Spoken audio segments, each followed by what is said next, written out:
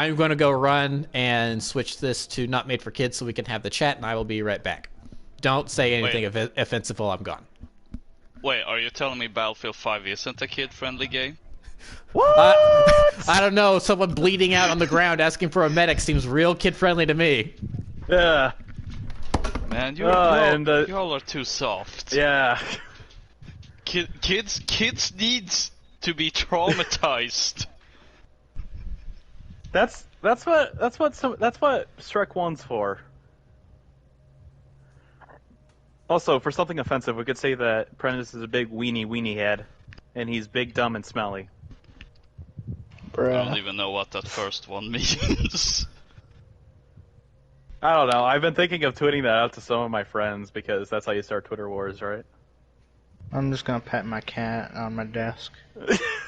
Good cat. Good cat. Oh, sweet, my copy of Gears Ultimate and the Rare Replay collection just came in. Bruh. Do not kick cat. Cat. Always goes from 0 to 100. Oh, that's cool. Oh, okay, I hate Xbox One cases so much. They have the discs on the left and the inserts on the right. Ugh.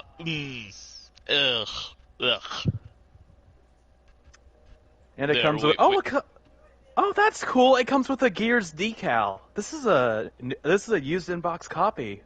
Oh, I didn't realize that. That's really cool. I might put this. I don't know. I'll have to play through Gears to see if I like it or not. I really got it for Rare Replay because I like Banjo-Kazooie too much. I'm a nerd. You don't say. No! Alright, the chat is working. So hello everyone and welcome back to another TTV PSN fan community game night. I'm Prince1215, once again joined by Loca-Cola. Do I have to be enlisted? Yes.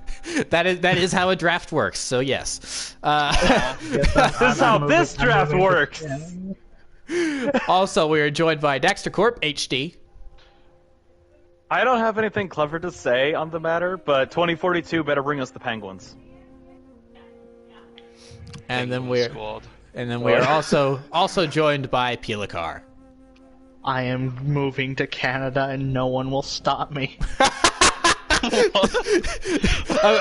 The American method of avoiding the draft since 1965. Moving to Canada. Yes. All right. So I don't know. They managed to catch me across the Atlantic Ocean. So I don't know if you're in luck. Oh no. So yeah. Well, that was just because of your Ace Combat experience. Yeah, that's a fair point. So. Alright, so today we are playing Battlefield 5 for a multitude of reasons, and this has been a stream long time coming, because we tried to do it like a month ago, and then I think it was it was a month, because, okay, yeah. So I'm partially to blame for this one. You're welcome, Peel. I went to go invade the shores of Gulf Shores, Alabama, for family vacation. Enjoy it while you can. Okay. In 2050, it will be taken out by a hurricane. Woohoo! Loki reference. Oh, sorry. Yeah. Oh, you can't. Hey, you can't say that name. That's copyright Disney. Yeah. You can't say that. This isn't monetized. They can't do anything about it.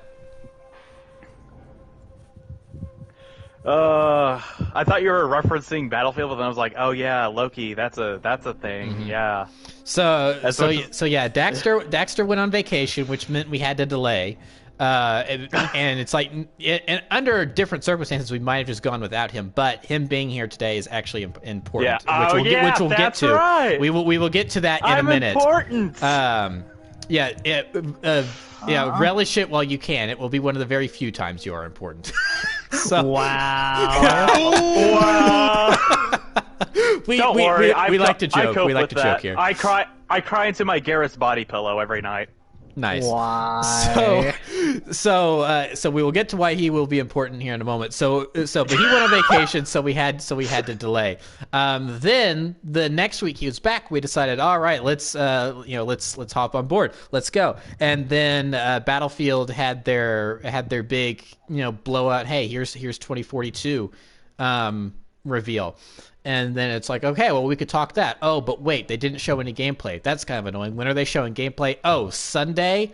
Like 3 days after they have the big CG trailer? What if you were just going to wait 3 days to have the gameplay reveal? Why not wait and have the CG and the gameplay reveal on the same day? Why spread it out? It made no sense. And it was before E3 and EA's press conference that they're going to do at EA Play isn't until like next month or something. Yeah. So none of it made sense. At Microsoft. Oh, was it at Microsoft? That was where. Well, yeah, I didn't realize that's when it was. I was just casually overhearing while everyone was talking to everyone at church. I was being the introvert and waiting for information on Halo Infinite. Woo. And then 2042 logo shows up and like, oh crap. Better mute this and just watch, and I was blown away. Yeah, so, also, really, just a very, very quick aside, is it just me, or was E3 this year just kind of like a total disaster?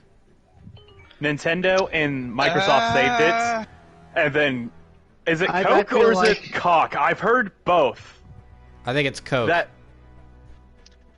I have to look that up because I've heard it pronounced 3 different ways, and I blame Ovo Shoes for it. I feel like this year's E3 is very much a victim of no one being able to develop a lot of things. No one had anything to show. Yeah, that's what I'm thinking as well, because I think of all the E3s I've experienced, this might actually be the weakest one, but at the same time I literally can't really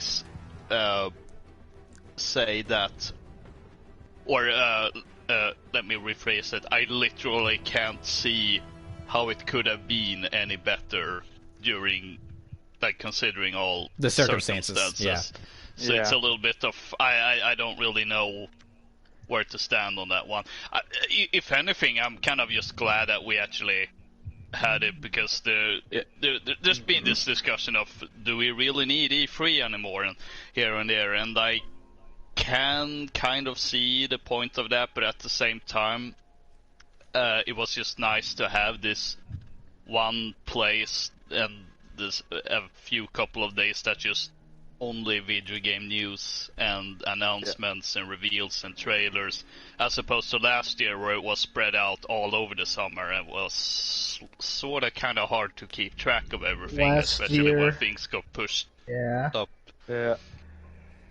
I enjoyed E3 this year, and sorry, it's probably just because I enjoyed Microsoft and Nintendo's showings, not only for the Smash Ultimate character. Don't at me, I actually like Kazuya coming to the game. But we got Metroid Bread, SMT5. Metroid Bread, let's go! Let's go! Breath of the Wild 2, we got a little gameplay, and a release day. That's not gonna make the way. Yeah, I was about to say, is that one of those release dates that it's like when they revealed God of War that was going to come out this year, and everyone's like, no way. Vague 2022 release date. Yeah, and I was like, no, there's no way. What else did we get? I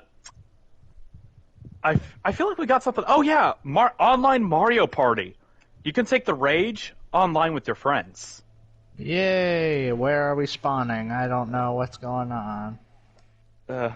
We're the weeaboos, or we're the preaboos, as I like to call them. This isn't like after World War II. What? Why? Oh my gosh, sir. So I only see myself and Peel. I'm still loading in. Yeah, black screen and then loading again. We're gonna have to make our own squad, aren't we? Who knows? Oh, no, I see now that none of us are squad leaders, even though there's only the 2 of us. I don't even see Daxter on the map. I'm still loading it. I don't know what's going on. I don't see Loka on the map. Yeah, I haven't spawned in yet. I just Oh. need to. Hey! Oh no, where are the Americans? USA. What? You. We're not the Priaboos. So what game modes are we gonna be doing? This is Conquest. Conquest. Or sorry, Oh, this is Strategic Conquest. What do you mean game full in queue? I was gonna say, I instinctively saw this map and I was like, why are we in the Pacific queue?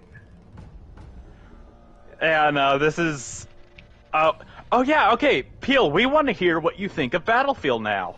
I honestly really like it. Like, I haven't gotten to play it a lot recently, but when I did, I really like a lot of the things that are different and really wish it was in Battlefront. One of us. Yeah. So okay. Yeah. So it kicks me out of the server and says that the game is full. Bruh, so... That's weird. Are you guys still in have it? No squad leader. Yeah. So you guys are like running around killing people and everything? Yep. Okay, Yeah, should we back out? I mean, Hey, let me hit cancel on the this- matchmaking and see if it backs you out automatically. Leave queue. If you leave the queue to the game, you also leave your squad. Do you want to leave the? Okay, so yeah, you guys need hang to. on. Leave us, I'll get and him. then... Oh, Okay, leave... I'm a medic. Bruh. So I've been doing this with my friend because Battlefield 4 has been very active recently. Yeah, Which because it's is actually awesome. a good game. Yeah. Oh, which I wish I could gift games to people on this service because I want people to play this and Hardline. You used to be able to do that, like back during the PS3 days. Thanks, Wii. I think the Wii and Steam really revolutionized that. Oh, the tank rolled over me.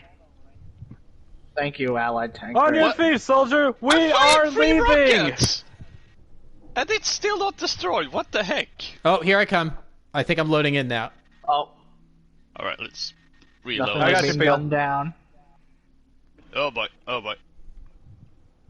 There, Yeah, come got on. you. Fire. There So we yeah, go. so Finally. one of the reasons there were some reasons why we wanted to play this game. One of them is that it was May, right? It was last month. This game was free with PlayStation Yeah. Plus. So myself, Loka, Dexter, we already had the game, and we had bought the game. I got it really cheap. We on bought sale. it because we're filthy. Loka, I think, got it at launch, and I don't know about Dexter, but we had the game. We had got played it it before. after. We had streamed it once or twice on Loka's channel. I put out a very short funtage for it back in December, and so we've kind of talked about it before. So we weren't really necessarily planning on playing it for stream or anything. And then and invigorating gameplay as I load in. I know, I apologize for that. But then all of a sudden one day our Discord notifications start blowing up and Peel's going, "Oh, I love Battlefield. Why did no one ever tell me that Battlefield was great?" And we're like, "Oh, we have a convert. We have someone. We have it." So that kind of you guys are under a little too much fire, and I don't have a smoke grenade. Sorry. No, it's I fine. guess I'll die. So that started that is the first idea. meme on the board. That started the idea that we should play this. Coincidentally, at about the same time, there were a lot of YouTubers that I watch anyway. I don't know about any of you, but there were several YouTubers that ended up. I watch Russian and his cursed I'm finally boomer here! memes. Hooray! I'm finally here. So We then finally have a squad leader. yes, Yeah. all right, We have to boys. be organized. Better late than never. Leroy Jenkins. Who's Leroy We could Dankins? probably stick together. Probably, maybe. I'm sniping in this game because I say I'm a god and I miss a shot. You're cringe snipers. I am- Oh, I hit someone. Let's go. Oh, that's grenade. Woo! That is a tank. Yeah. So, So, do you want me to go up? Yeah, No, you go. You so go. yeah, I'm host. I'll go. So Yeah. so a bunch of all right, we got the tank. So a bunch of YouTubers ended up getting a bunch of sponsorship deals for another World War II shooter called Enlisted, and I was watching a whole bunch of gameplay from, because there was like 3 or 4 of them at the exact same time. They got the exact same sponsorship deal, so there was a lot of Enlisted footage on my YouTube feed all of a sudden. So I was like, okay, let's watch this. And so from watching it, I was kind of looking at it, I'm like, oh, this sort of kind of seems like it's doing right. In some ways, it's doing some of the things that Battlefield 5, in my opinion, got wrong. So I was kind of curious about kind of in between D, that road to D. Just stay out of the north. So I was kind of curious. I was thinking to myself, I've been shot. Oh, so I don't have a smoke grenade. So I was kind of curious. It's like, oh, maybe I should try out this game and play it and see if it does things right that Battlefield 5 does wrong. Then I saw that was only available on PC, PS5, and Xbox. And I'm like, oh, well, I don't have any of those, so I can't play that. But guess who does? But guess who does have a PS5? Yeah. Because somehow Daxter was able to work his arcane magic back at the launch of the PS5, and he got not 1 but 2 of them. And then he swiftly sold the first one to get a little bit more money, and then he got the second one. And I am still just totally in awe of the fact that he managed to do that. Anyway, so thank you, Peel. I'm not done. Good soldiers follow orders. Oh, we're not gonna have that discussion today, are we? I just meleeed someone on base. So, with that knowledge in mind that Daxter could play Enlisted, we gave him some homework and sent him on his way to play Enlisted. And so I think first we'll talk Enlisted and your opinions and notes on that, and then we will move on to 2042. So, Daxter, take it away. What did you think of Enlisted compared to Battlefield 5? Thanks, Paulie. The Enlisted sucks. Really? Okay. Yeah, alright. So, I don't think this is the fault of Russian Badger or anyone who actually, got the sponsorship deal. It's great that they get the sponsorship deal. That means they're big and they're making money, and that's fantastic, especially if it's one of your favorite YouTubers. The problem I have with it is how they marketed the game. I believe that they gave all of these YouTubers money. A little bit of no, they gave them an account that had progress a built press into account. It. Yeah, they gave that it a happens press all account. the time. And I know for those barricades. And I know for something like MMOs, that's normal, but this is a first-person shooter. I'm not playing World of Warcraft. Looks at Destiny. I know. That's different. First off, that game is a masterpiece. I have no time to explain why that is, but... Hey, it's a lie. But, the gameplay has... It's got a few neat things. The squad system is very interesting. Yeah, explain the squad system. Okay, so the squad system, you have a certain number of people. So imagine instead of playing as a specialist in Battlefield, you play as a sniper class or a sniper squad. You are able to equip a sniper rifle and any gear that you're allowed to equip, but mainly the sniper rifle and like a satchel charge and grenades and a sidearm and a knife. And anyone else in your squad can also equip a sniper rifle.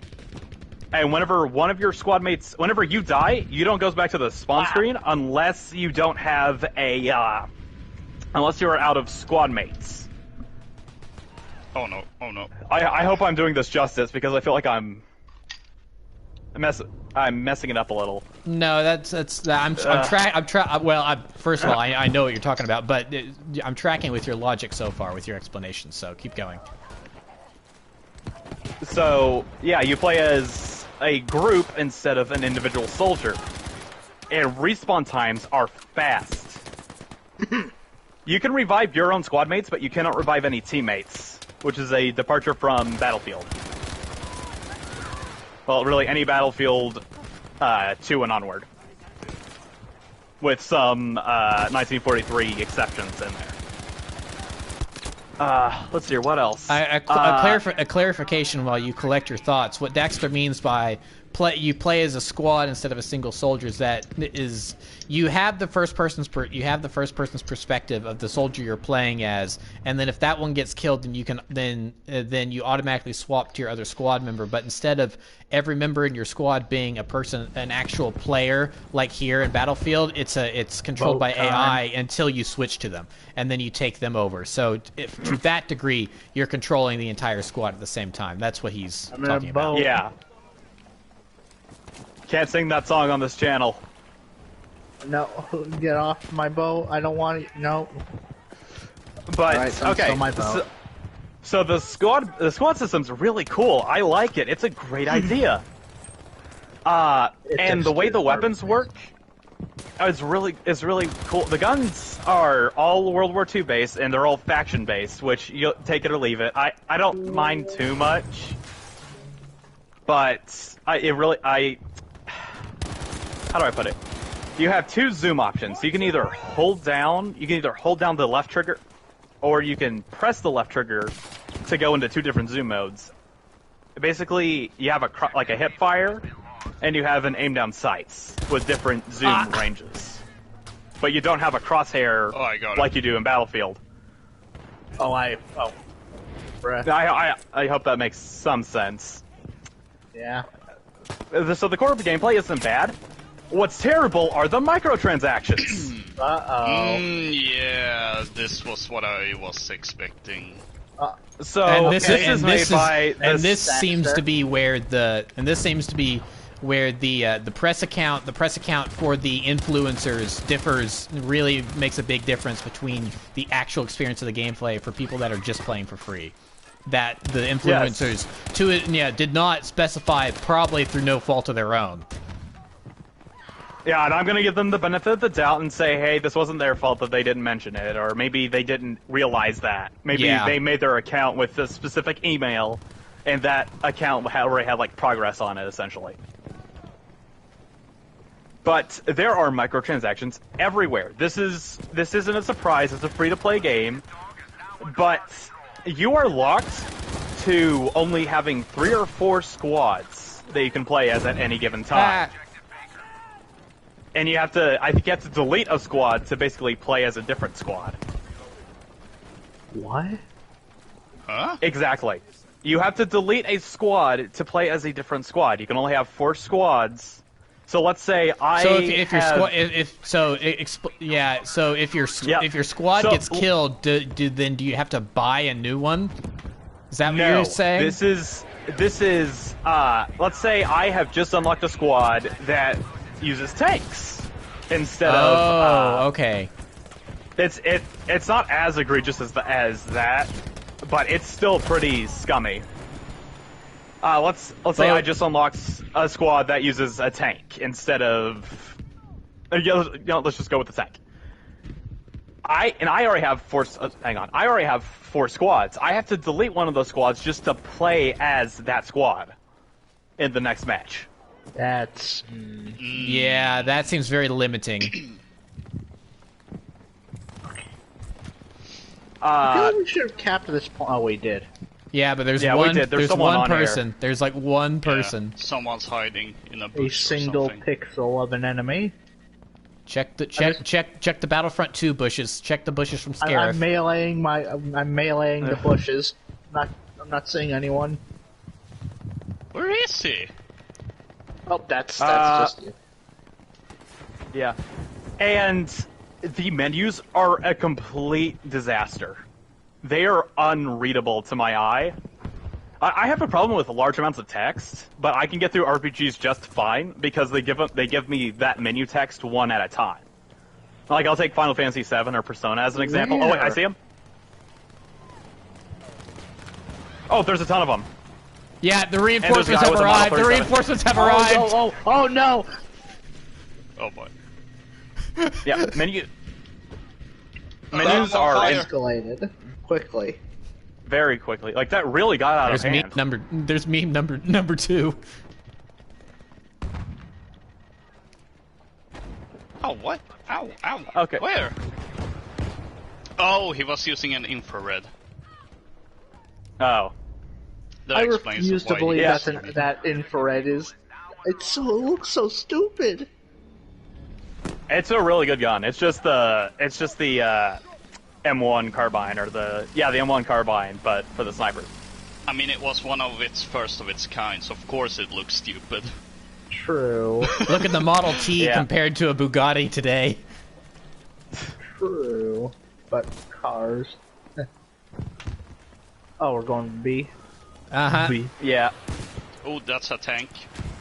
FB. Is it ours or theirs? it's There's, What does hostile mean? Peel, what does Just run. hostile mean? Friends. Okay. I'm all out of rockets. Ooh, but I have ammo pickup right there. I heard it. Never mind, it's destroyed. Man, that Yes, where is artillery it? is very much doing its thing. Got him. But someone got Okay, out. yeah. Someone got out. There's a sniper just laying down there. Yeah, it doesn't matter. I have smoke. Get up. Oh, thank you. This is why you let the medic res, Daxter. Hey, you weren't there. I literally was in front of Prentice and you just resed him. Hey, but I didn't die. I'm gonna let you Oh die. wait. Oh, whatever. Anyway, That might have been. Yeah. What else is the game? Okay, another pay to essentially win or pay to play is you're locked to a crappy bolt action that you cannot level up if you don't pay for it. What? There Yeah, are only that's that's definitely a Yeah, there big are difference only- between the press accounts and the Yeah. other. There are only you can get like, let's say I unlocked an M3 card. Well, I can only use the M3 on a certain number of people if I have the number of cards to spare. Oh, they are all over C. Yeah, they are using that cover really well. Please ignore me, Mr. Tank. I slide. Oh, what? Oh! Oh, they're Wow, hiding in that, the bushes. that guy is missing. Who, me? Ah! Oh, there it goes. I destroyed some of their fortifications. Yeah. Yay, you did something. Way to go. Yeah, the game is... Oh! What? The game is also the gameplay. It is slow. It is too slow. You sprint at the pace of like a walk in this game. Oh no. Oof. It is too slow. It is really. It is boring. It is boring, and I don't mind slower first. Like I like Siege. I like we'll probably get to whatever that the later, crap. too. Yeah, we'll get to that later. Let's not talk about Siege. I like Rainbow Six 3 Raven Shield. I like Tom Clancy's Rainbow Six Vegas. I do. They're slower, but they're tactical. This Okay, one these isn't. tanks- Guys, this tank is These tanks are I'm not seeing it. aggressive.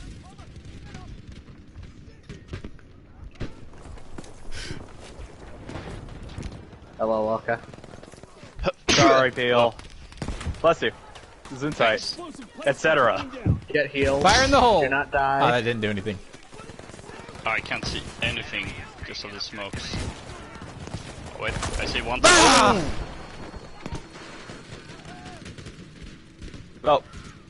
Oh yeah. Trench Did you guys guns. get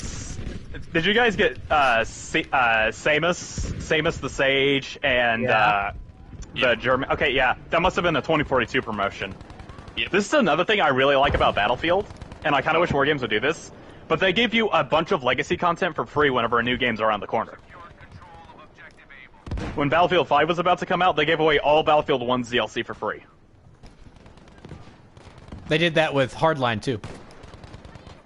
Dang, I wish I had picked up Hardline. That is such a good game.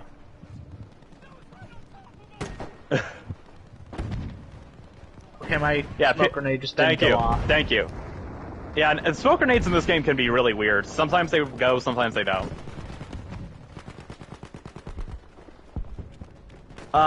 Yeah, Enlisted isn't... it's a good idea on paper, but the microtransactions really ruin the game. The microtransactions, how you progress, like you cannot equip a sidearm in the game until you upgrade your squad's specific skill tree. What? Yes. I wouldn't have a problem if this were like, you get the like Battlefront 2. I like the specialist thing because there are flame troopers. Artillery incoming. You can play as flame and worm fur troopers. Ah! Ow! Hit myself with my own artillery. Ouch! I'm taking fire. Instead. I got one with the artillery. Great game on paper. Microtransactions ruin it. I do not recommend that game. And apparently, I think Prentice, you said this, but the game was made by the War Thunder devs. It was Loka who knew that information, not me. Okay. Thank you, yeah, Loka. I was gonna lead into that actually, because I had a vaguely similar experience to Prentice had, where it just a video about the game showed up on my feed. I had vaguely heard some things about it, that mainly that it was this World War II shooter, and then this video by Level Cap came out, which is Level Cap. Yep. Yeah, funny coincidence actually, considering what we're gonna get into later and what we're playing.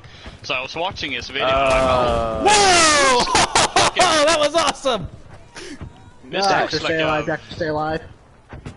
Vaguely interesting game. Maybe it's something worth looking into. And then I saw that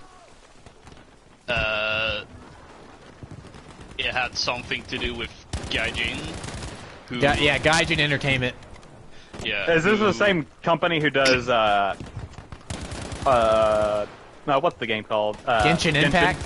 Yeah, I don't know. I don't know if it's them, but they're both Chinese, I'm pretty sure. They're both Chinese. All I know is that they've done stuff like War Thunder and similar stuff like that.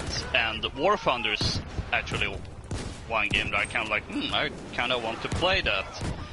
No, if it's anybody, these guys don't. Just play World of Tanks. Yeah, when I was watching videos back in the day of that, I'm like, oh, this seems kind of fun, and then I got a PS4, I mean, where that's game actually is available. I never ended up playing it, and most of it is due to what I've heard of that game's microtransactions, where the grind is just completely insane after a certain point.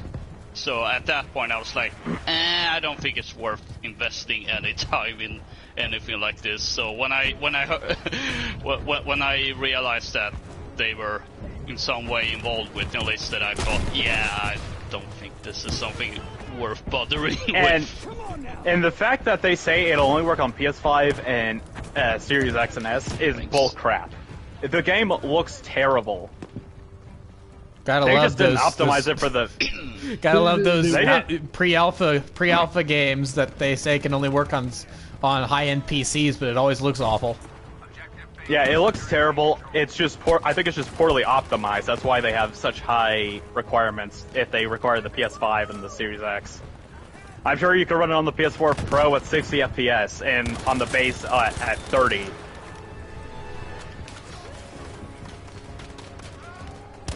Finally, a squad that revives their own. Try to do that as much as possible. So don't pick it up. If you're looking for a free-to-play game, just play something like Team Fortress 2, or actually CS:GO nowadays is free-to-play. No, which are on PlayStation, but okay. Yeah. Yeah, I know. I don't know of any good free-to-play games. I can't recommend Destiny 2 as a free-to-play game. I can recommend it as a paid game, especially with the story right now. Yeah, it is honestly, it's the best. What about Fortnite? Shut up! Go away, little Johnny. Go away. Yes, little Johnny.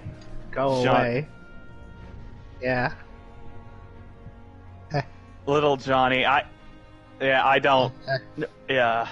Actually, speaking of little Johnny and Peel laughing, Vault of Glass came back.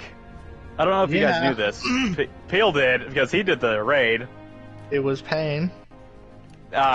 Or was it oracles or just the wyverns? Wyverns. It was weird. Like, day one, I had to go at some point, but like, it's fun. It's Vogue. It's hard to top Vogue unless we're talking like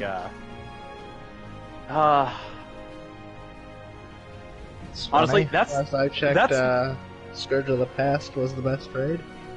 Ooh, I didn't have a PS4 when Scourge of the Past came out. I played it on the 360. So Taken King was my last hurrah for Destiny 1. I see. That's actually Taken King was a great expansion. I never played Destiny 1. It's rough. Bless you. Whatever that sounded like a cow. That was a motorcycle. Okay. Yeah, I was about to say I heard something, but it did not sound human. So I was like, oh, I guess Peel lives by a car or by a cow farm. Or something. I live by a car. Yeah. You live. Silly mortal, I am the car. Battlefield Also, is fun. You should pick up it's this map. I love this map. It is. Oh, I hate this map. I hate it so much. Wow. I know. So that's Dexter's unfortunate review of Enlisted, which I was surprised to hear some of that stuff about. It shows based potential, on but the microtransactions ruin it. Concept great, microtransactions ruin it. If it were like a $30,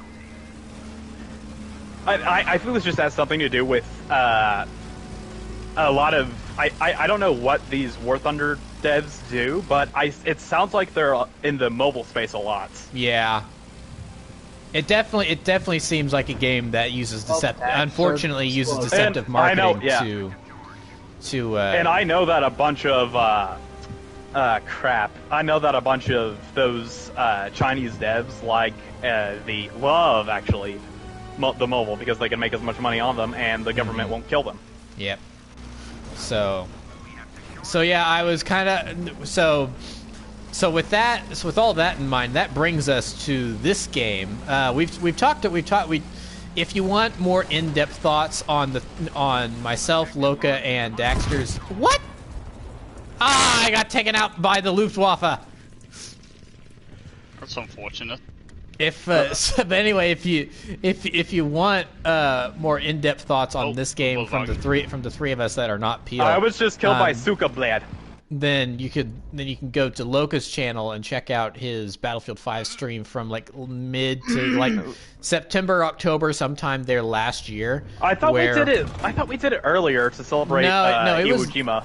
No, it was that was like the original plan, but it ended up being later than that. I think it was in December, maybe. It ended up being pretty late in the year. Oh no, that's what that was. Iwo Jima. That was actually Loka's new highlights video. Yeah. With German Santa. Yeah. That's why. I don't remember if you made it in later or not. But yeah, I'm not in that German video, Santa's, I don't think. That was unfortunate. That was fun. We even got to play Firestorm. Yeah, which we should like really see if we can get a. We should really see just for the. I'm not even gonna try. What is Firestorm? It's the Battlefield Battle Royale that is included with There's this a Battle Royale game. Yes. One plays exact. That is the exact. That's everything wrong with the Battle Royale in this game. Is there's a Battle Royale in this game? It's like that's exactly. Are they that ashamed of it they just don't talk about it? Well, so it was supposed to come out at launch, but then for whatever reason they delayed it a bunch. I forgot I had a flamethrower. Oh, this is a flamethrower tank. Oh. Yeah, it was supposed supposed big stonking Americans. Da da da da da da da da. I never could tell this. I can't speak. Woof. I don't know. I couldn't tell this was American tank. Was it the flag? Dude, the Sherman is so cool. Dang. I missed. Named after our what was it? What was his full name? I forgot. Let's Why kill the didn't you birds. just go around I the hate them. tree? They give me allergies. I see. Oh They try gosh, to kill yeah. me every spring, so now I'm taking my payback on them. Okay. So yeah, our more in-depth thoughts on this game will definitely be found on Loca's channel. You have a Weekend at Loca's playlist, right? Yep. Okay, so yeah, you can just scroll through that and you'll be able to find our his Battlefield 5 stream from then, and you'll get our more comprehensive thoughts on that. But Imagine not being in a tank. Couldn't be us. I hate vehicle gameplay. So that video has the three of our thoughts on Battlefield 5. But as we said a few minutes ago, we have somewhat of a new convert. We have infected someone with our love for Battlefield thanks to this game having been free with PlayStation Plus, and that is Peel. So Yes. so as far as I'm aware, Peel, you have never played a Battlefield game prior to 5, correct? Battlefront. But that doesn't count. Technically different. Yeah, Battlefield. I have never played a Battlefield game until now. You haven't owned a Battlefield game until now. Yes. So with that, this poor guy. What are your thoughts right now? As you've been playing the game for a little while. What are your overall thoughts of this game? I like that there's the vehicles just sort of spawn and you can just get in them. I like the weapon system. There's a lot of them. I don't get the elite skins at all. I don't get it, but alright. Oh, that's gonna be a great topic later. Or at least not elite. But like, they look cool. I get that. I like that you can just have, even if they do the exact same thing, like the different melee skins. Nice. The destruction, oh my goodness, the destruction. Oh, he's new to the series. He needs to play Battlefield 4 and 2042 when that comes out, and we try for open beta first because I'm not giving EA my money until I know the game's good. Yeah, so the big open maps and destruction are a staple of Battlefield. That's really what the series is known wanted. for. Why was I not told about this? Because you said destruction, and I would have been tanks. playing. 2 tanks in front of us. Oh, I see him. I'm disembarking to get out my rocket launcher to help out. I'm shooting with my gun. It's doing nothing. Even in the weirder, smaller titles like Battlefield Heroes, 1943, and Bad Company 1, which was, by the way, an Xbox and PS3 exclusive. Needs to really be ported. That's a fantastic. It actually has one of the best campaigns ever, character-wise, especially. Where did it go? And I think Loka can agree with me with that. Yeah, Bad Company is Oh. great.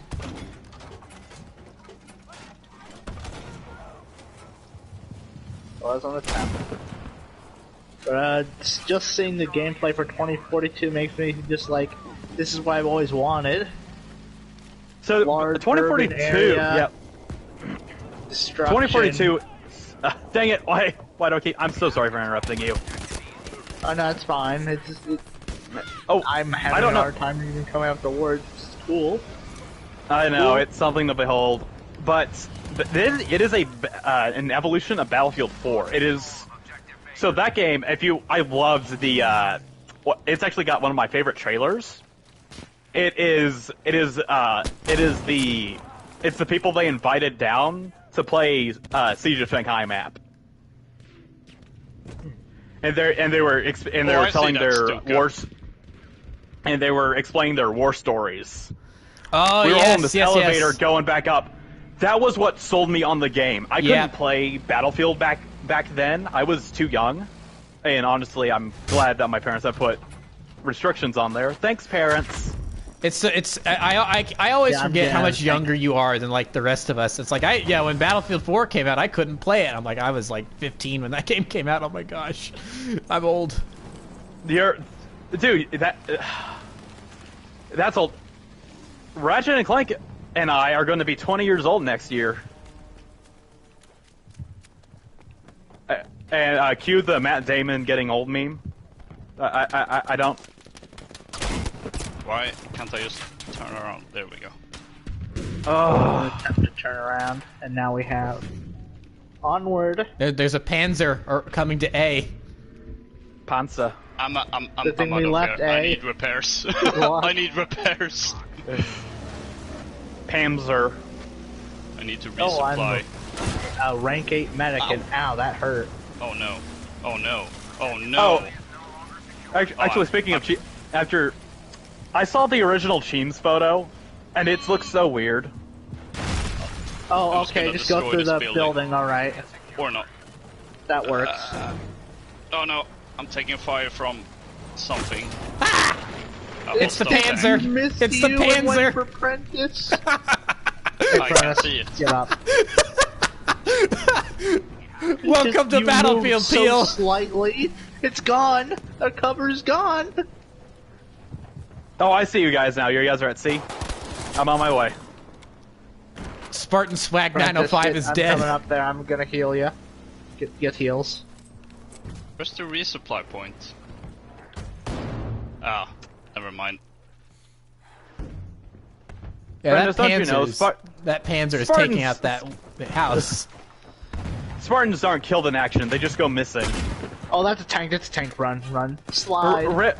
Rip most of Noble Squad. No, dang it. So, did you Let's guys try see that. anything about... I know we're a PlayStation group, but did you see anything about what they're doing with Halo Infinite? Yeah. Just out of curiosity.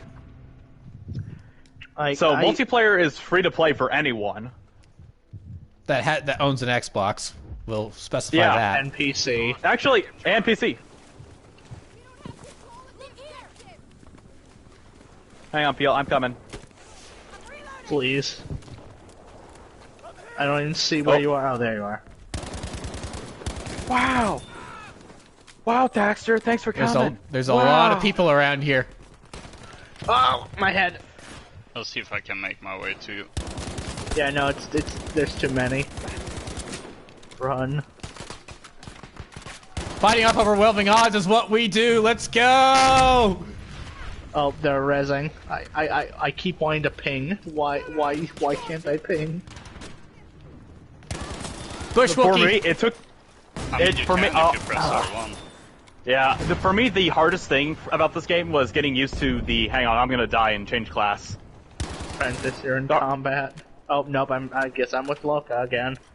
Hello. The hardest thing for me to get used to was, there used to be a spot function in Battlefield games. Yeah, they took that out for this one, which annoys me. Yeah, I don't like... That's been an honor. 3D spotting. Really? Been an honor. Nah, I felt that you kind of just press it and then you instantly get info on everyone in front of you and you just shoot Dorito dots. Dorito.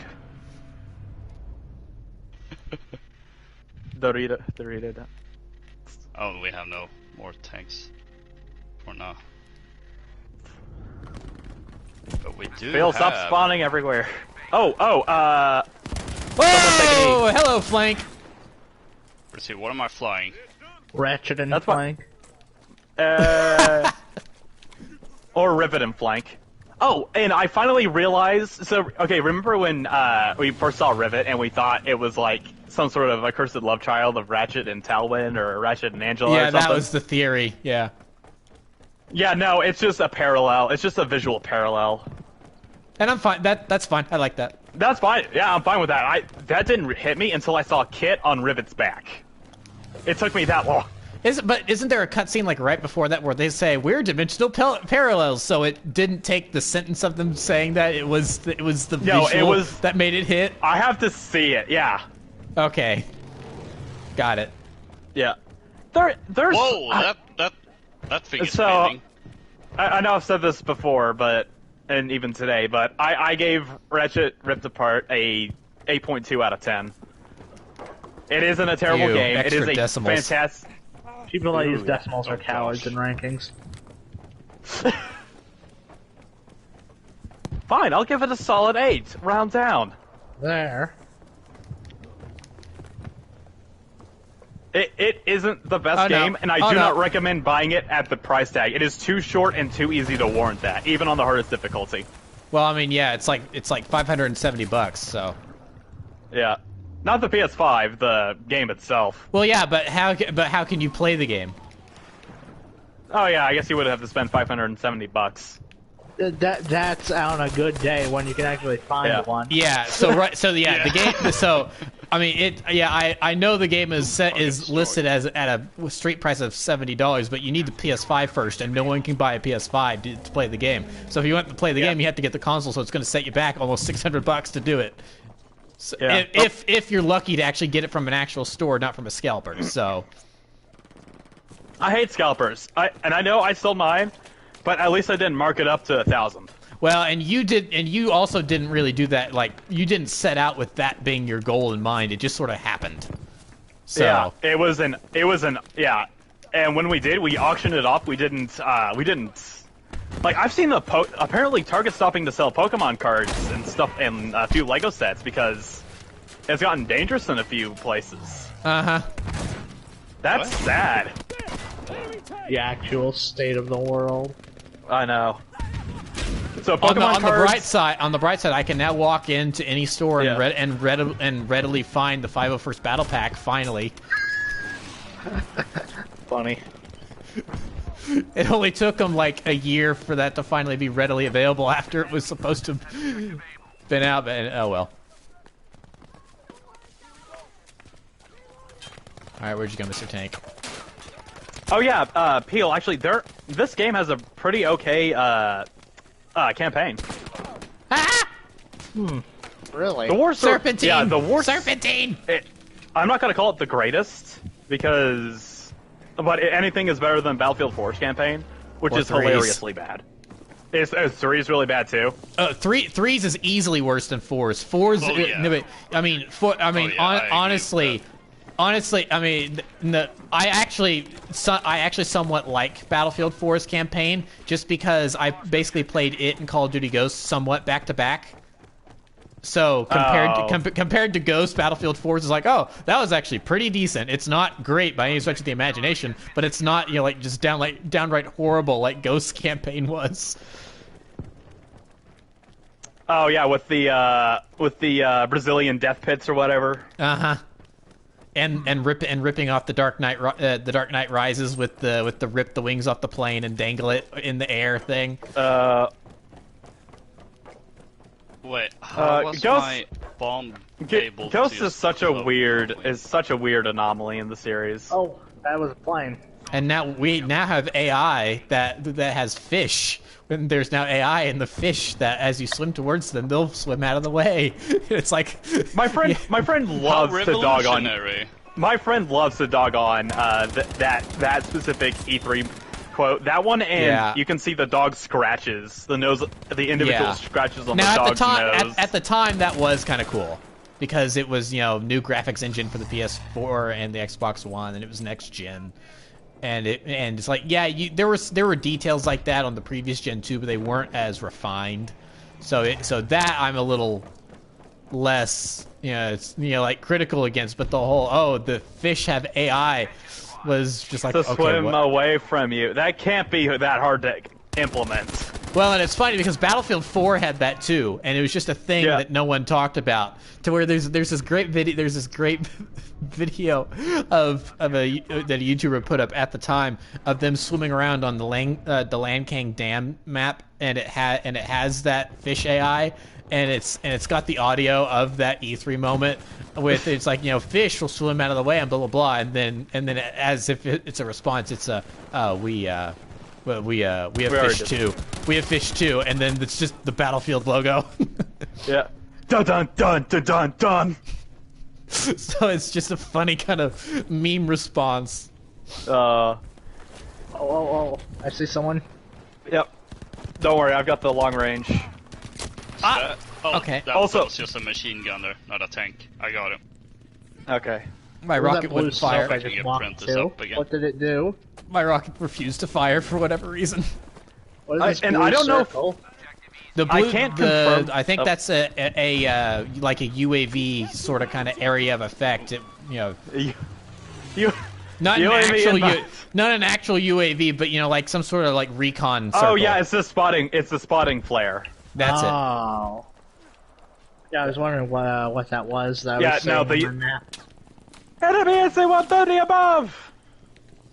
Yeah, you don't want to hear that in the 1940s. It's like that's totally anachronistic. You mean a spy plane, right?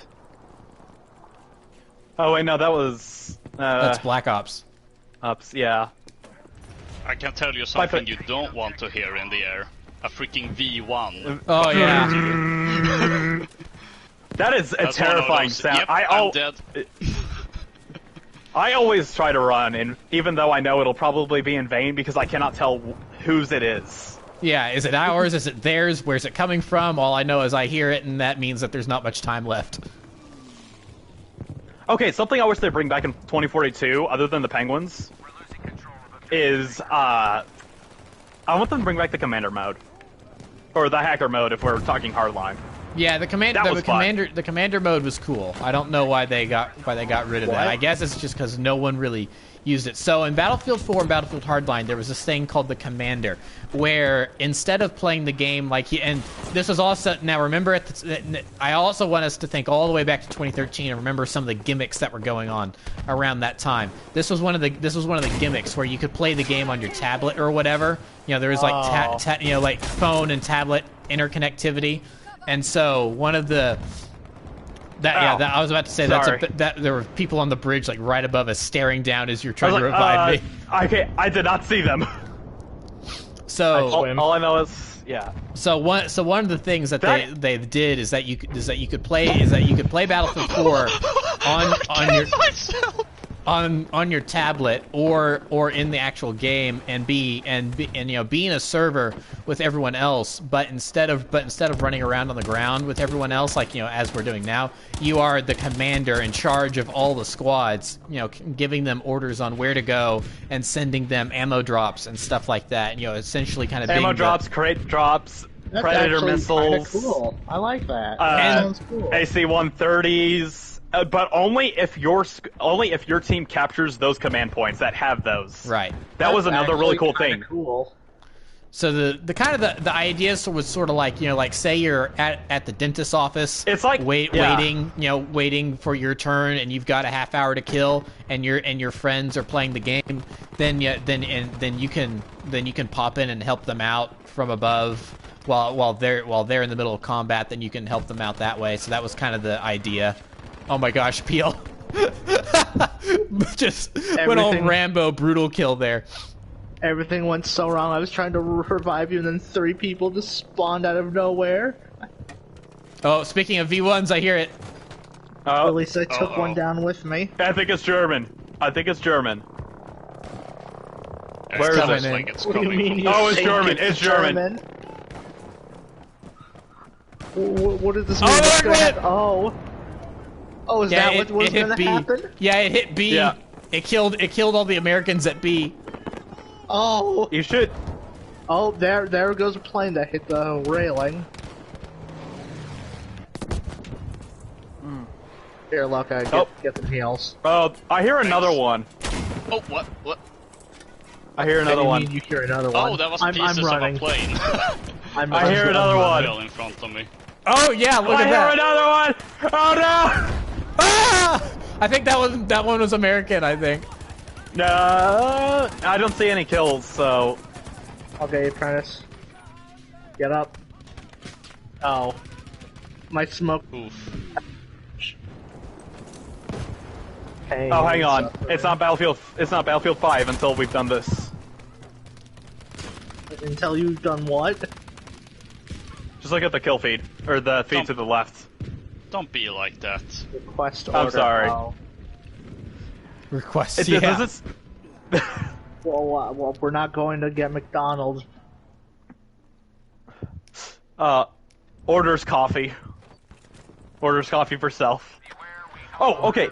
So I lost a bet on my on one of my Discord servers. So low poly? What? Yep. Welcome to Battlefield 5, where everything gets low poly for a bit. Oh, it's funny. His face was a smear. What? Yeah, it happens from time to time. I honestly love it.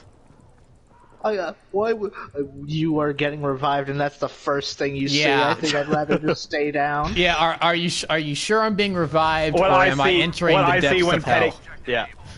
What I see when petting my dog, what my dog sees. Yeah. Fire really coming from the bridge. Oh, it won't be that bad. Oh, okay. Speaking of low poly, so Virtua Fighter 5 was a free game this month. Did you get it already, Peel? I know Sushi did. It is super fun. And Prince, you would like it too. It's a really simple fighter. It has a block, a punch, and a kick. That's it. It is honestly really fun. There's only one fighting game I'm currently waiting to buy. Guilty Gear? Yep. Really? Why? Oh, I mean, some of my friends on Discord have been playing, and like, it looks fun. It looks real fun. You should play. If you like, there are a good few Arc Sys fighters. Oh yeah, my favorite is. My favorite one is BlazBlue Cross Tag Battle. Oh yeah, not just for Persona Fighters. Dragon Ball yeah. Fighters. Oh, Fighters is a great one. Fighters is a great one. Not only because it destroyed MVCI when that came out, which after I looked up the history behind that game, I feel bad about. I feel bad for that game, man. Yeah. It got the raw end of the deal, especially with Marvel and specifically Disney being so freaking petty over the use of Fox licensed Disney characters. being petty about something? You don't say. I know. It's so weird. That it's so depressing to think about that even more when you think if they had just waited a few more years, they probably could have had X-Men because of Ultimate Alliance 3. Yeah. They were so close. Let's see here. So, and the fact that and looking at the fact that Deadpool and X-23 and I think Cyclops was in there too, and Magneto was in MBC3. That's incredible. That feeling, that moment when you remembered that High Moon made a Deadpool game at one point. And they got pulled from store shelves from each. Yep, because they lost the license. Disney was petty. Yeah, because Disney was freaking petty and got rid of it. That's what happened with, that's actually the reason why, that's whoa! What happened with the fall of the Cybertron game? Yeah, and that's why Activision the lost all their Oh, third-party licenses. Yep. And they lost the Birdman's license.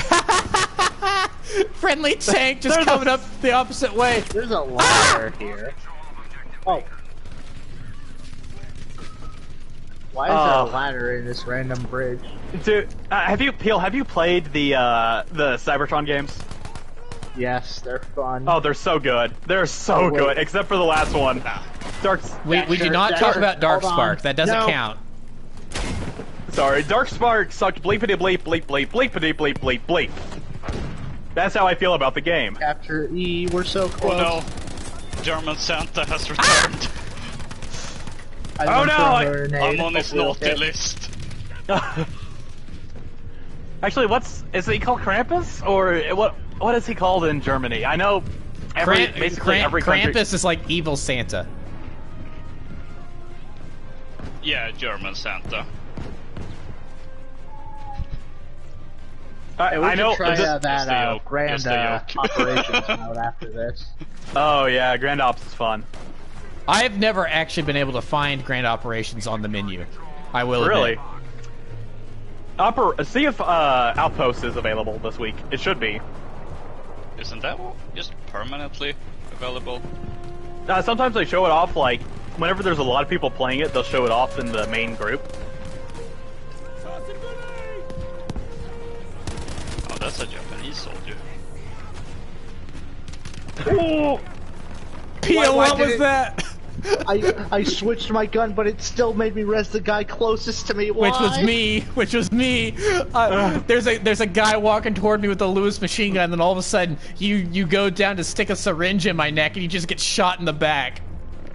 It's like, that was not smart. I didn't mean to. I tried to switch to my gun. Oh, speaking of syringes and necks, something great about Battlefield 4, Peel, is you can kill someone with the defibrillator. Wow. You can do that in Battlefield 3 too. Yeah, and 1. Yeah, One's actually required for one of the guns. You have to get a sterile syringe kill. It is one of the stupidest morphine things I've ever done. You give them an overdose. Morphine administered. It's one of the funniest ways to kill. And someone, I don't know if this was rigged at all, but some bad lad managed to get a 17-star on Battlefield 4 with the defib. No, that's dedication. Yep. So either that man legitimately got 1,700 kills, I think, or no, it would be 1,000. Yeah, it would be 1,700. I can't math in the summertime. I can't math year round. I can't. What's math? Or I'm sorry, maths. Maths. Good cat. I'm gonna give you some good pets. Good cat. Good cat. Good kitty kitty.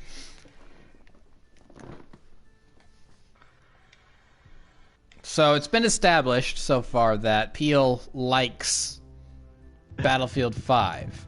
So with that, so we're all sort of kind of on an even playing field now, which means we're ready for whatever comes next. So with that said, what are we thinking of Battlefield 2042? What are our thoughts on that based on the cinematic trailer and the gameplay that has been released so far? Gameplay looks fine. Sorry may I go first? Mother, may I go first? No. Okay. I mean, you were already going, so go. Yeah. I had to be polite. But the gameplay looked fine. I'm worried about the specialist system. I think that can be said for a lot of people. I don't have a problem with. I actually like the on-the-fly customization. That's a really cool feature that I'm glad they brought over from Crysis.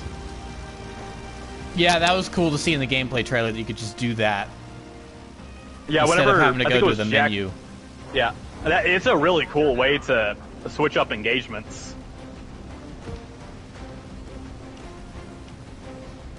So I think it kind of looks cheesy to just change attachments on the fly, but whatever.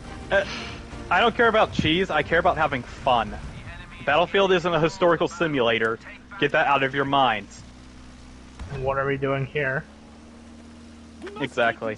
No, well, do you remember the whole Battlefield 5 debacle, Peel? Oh yeah, no, I didn't care about that, so I just don't remember it all. And I still don't care. Yeah. I don't know why. I swear, someone's chronicled their experience with Battlefield and how apparently there's always some sort of really negative resistance at first. There is, until some time has passed. Someone made a meme. More something. It ruins Battlefield, and then for Hardline it was just, this ruins Battlefield. No reason is given. Just Hardline as a whole. But that's because it wasn't military. It was cops and robbers. Yeah. But I thought that was cool that was cool. That is cool. That is unique. Crawling a tank. This is gonna go greatly. Yeah, I slammed German Santa onto the ground! Ouch. If you were hardcore conquest guy, then I can understand not liking Hardline because it was not good in Hardline. No, but it really felt like a bootleg Battlefield when playing Conquest. But the things that made Hardline Hotwire, the things that made Hardline unique really helped it stand out as its own identity and its own different kind of Battlefield game that made it fun to play. Why didn't you get out when you had a chance, Prentice? So that's that's one of my complaints about this game, Peel, is that it's impossible to get out when you have a chance because of the stupid climbing in and out of vehicles animations that are in this game. Okay. In Battlefield 4, you just press the button and you are in the vehicle. There's no animation or anything. You don't have to worry about that. Where here, Battlefield 1, it was getting out of certain vehicles. It wasn't all. But there were certain vehicles getting out was longer, which I don't mind. Getting in is why do I have to take time to get in? Yeah, just put me in the vehicle. Just put me in. I can understand getting out for gameplay balancing, especially for engineers or not engineers, for vehicle spammers. No, but that's being able to very quickly get out of the vehicle is one of the. I mean, that's like an incentive to be able to stay alive or something. So it's like I don't. Yeah. Nice, Loka. I am somehow still holding F. Yeah, we need to go. We need to reinforce Peel at F. Objective Foxtrot, go. I don't know if this might be a hot take, but I actually like there being animations, and I can actually point to a very specific reason of all things from Warzone, where I actually got killed because there was no exit animation on the other guy. There was no indication he had left the car, so I was looking in one direction and I got killed from behind, and that made me really annoyed. So from that point, I actually think I was a little on the fence. Oh, this is E with vehicle animations, but after that moment, I was like, you know what? I think having the animations is fine, and I actually prefer that. But I think that they should be a little faster or cut off earlier. And the vehicle in this game is actually a great example of, that should be sped up. One of the German cars that is this fairly long vehicle, I think it's called the Kubelwagen or something. Yeah, the big troop transport, I know what you're talking about. Yeah, where you have to get in from behind, where you open the door, you close it, and then you run through the entire thing, which is completely unnecessary. So you just end the animation when you close the door or something. Like, it doesn't have to be that long, okay, but why did the smoke grenades do not prefer go off there again? being there in some capacity. Just maybe a little shorter. Are you using the smoke grenade launcher or the smoke grenades? Smoke grenade launcher. It does that. I think it's a random element. I really don't know why. I think it has. I just stop moving. I'm trying to heal you there. Where are they? I think they're in the other. They're in the other barn. Oh, I see one.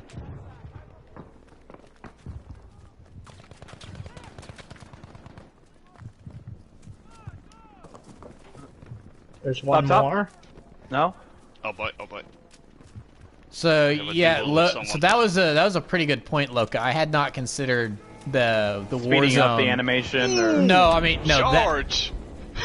I mean, I had considered speeding up the animation, but I hadn't really thought of any detractors against just removing the animation altogether. But it's like, I mean, if you're speeding up the animation to make it go quicker, then you know what really makes it go quicker? Just eliminating the animation regardless.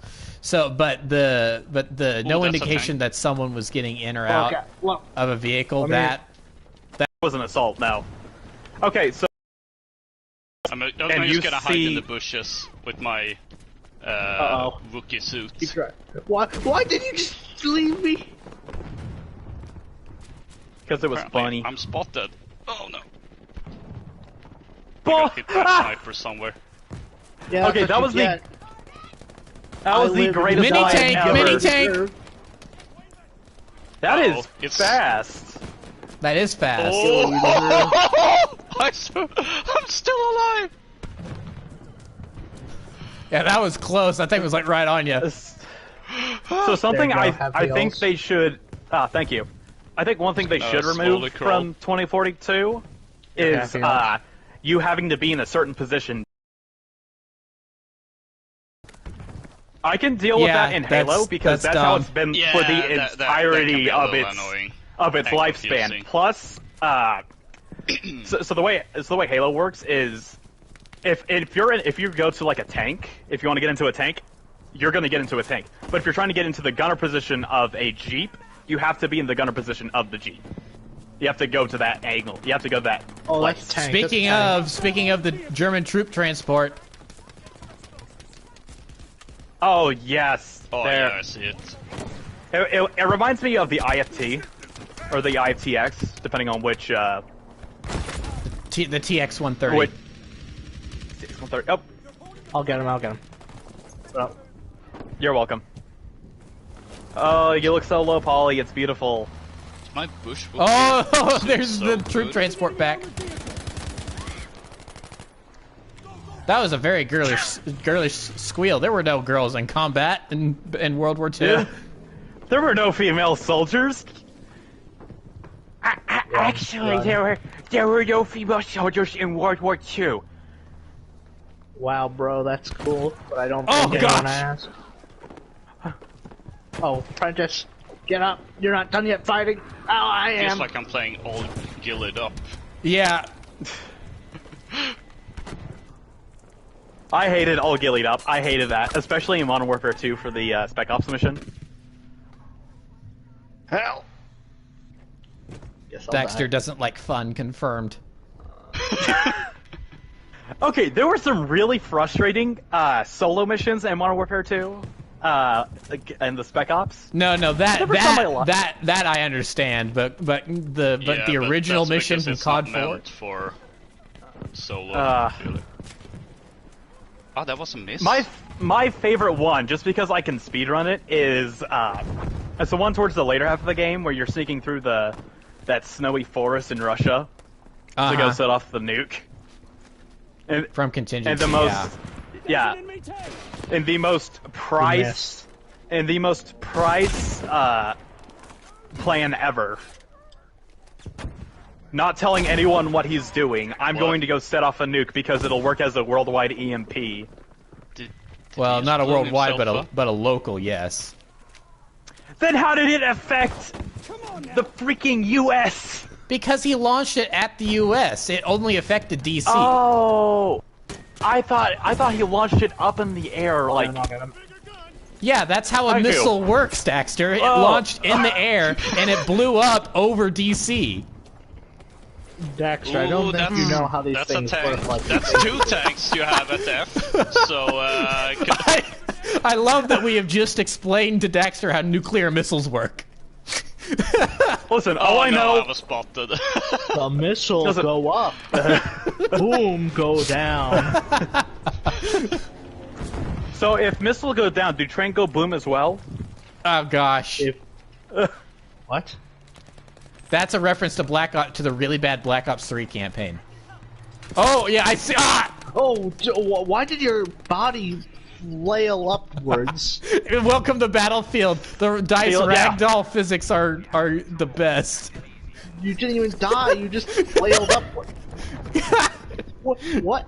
I can't. No. Why did it cancel? What? That's those games. I am dead. Okay. So one of the. Oh, that was weird. What was I gonna say? I hope in 2042's beta we get Giraffe Neck again. The spaghetti man. I know it's unlikely. Oh my gosh! Oh! Thank you! Oh, I love the Air Force! I didn't even have. I was going to go try to attack those tanks, and that bomber just flew right in and decimated. Woo! Oh, love me some Flyboys. Way to go, guys! I am burning. Ow. Oh, and they have another tank. Of course they do. Oh, that's the AA tank. I mean, this is like the tank map. Oh, wait, no, that's the Tiger. Oh, okay.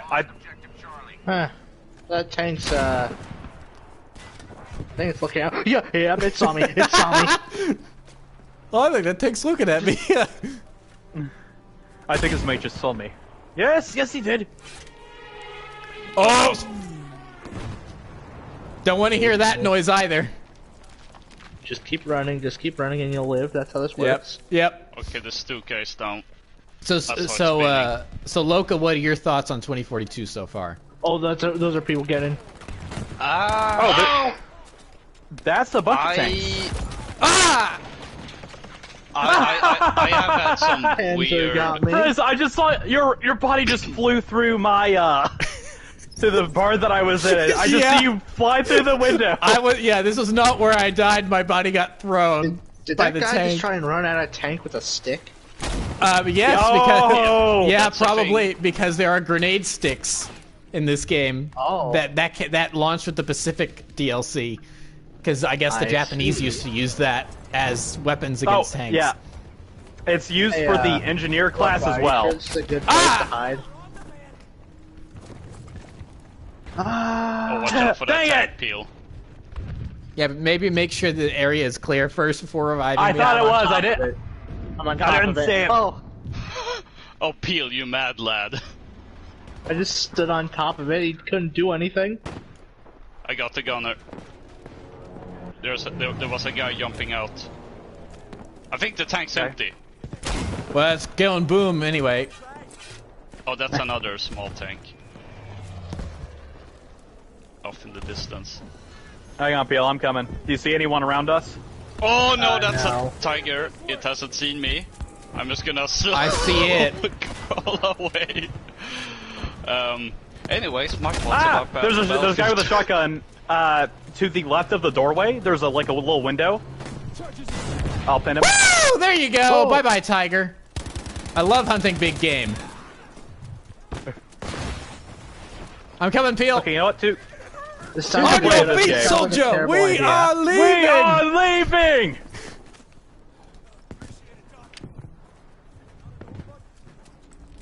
So yeah, Loco's thoughts on 2042. Yeah.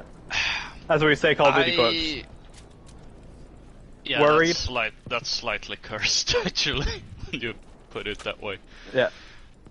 Are you a little worried? I can kind of tell there's a little bit of hesitation in your voice. I'm a little mixed. No, the tanks are back. Okay. All the tanks are back. Oh no! And I run. run. Uh, I think based on what Daxter has said, I do share a lot of those sentiments. I thought that reveal trailer looked interesting. I thought the Thank you. gameplay looked fine as well, but it's the whole specialists thing where I have some doubts, and even then, not necessarily the specialist, but how the class system works, and there was a little funny thing where right before the reveal trailer aired, I was browsing Reddit and I was seeing this leak about how it was gonna be called Battlefield 2042, set in the near future, modern. Was it based off of the hour mark whenever the live stream went live? I don't remember, but So- one of the things that leak said was that there wouldn't be any classes in the game, which is wrong, thankfully. But I was reading that, and I actually got so upset that I felt no joy watching the 2042 reveal, because I was like, well, I don't care how good this looks. This isn't Battlefield if it ain't classes. Now, And it was wrong.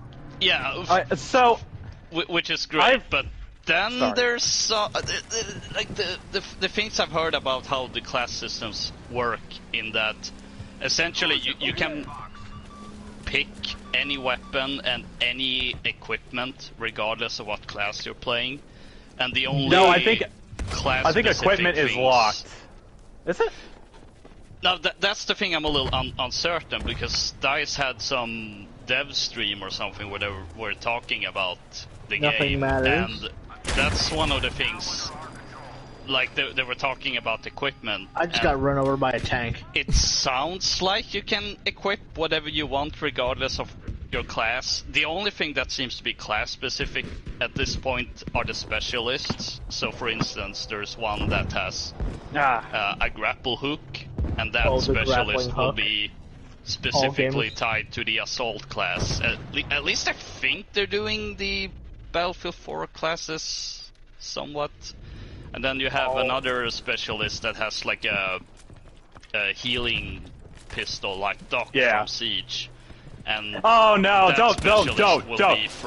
Don't! Will be specifically a support specialist.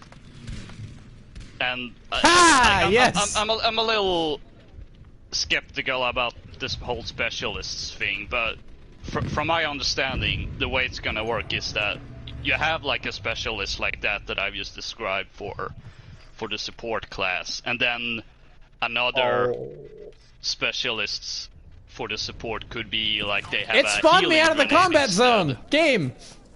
That's not how it should work. All gaming's grappling hooks are based, so I like it.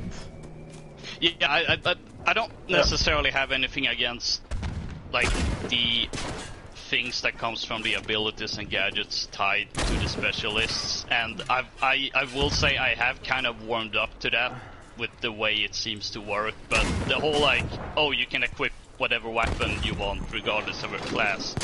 Like at that point I'm like, but what's the point of having a class system if you can pick and choose whatever you want regardless of weapon type or equipment type or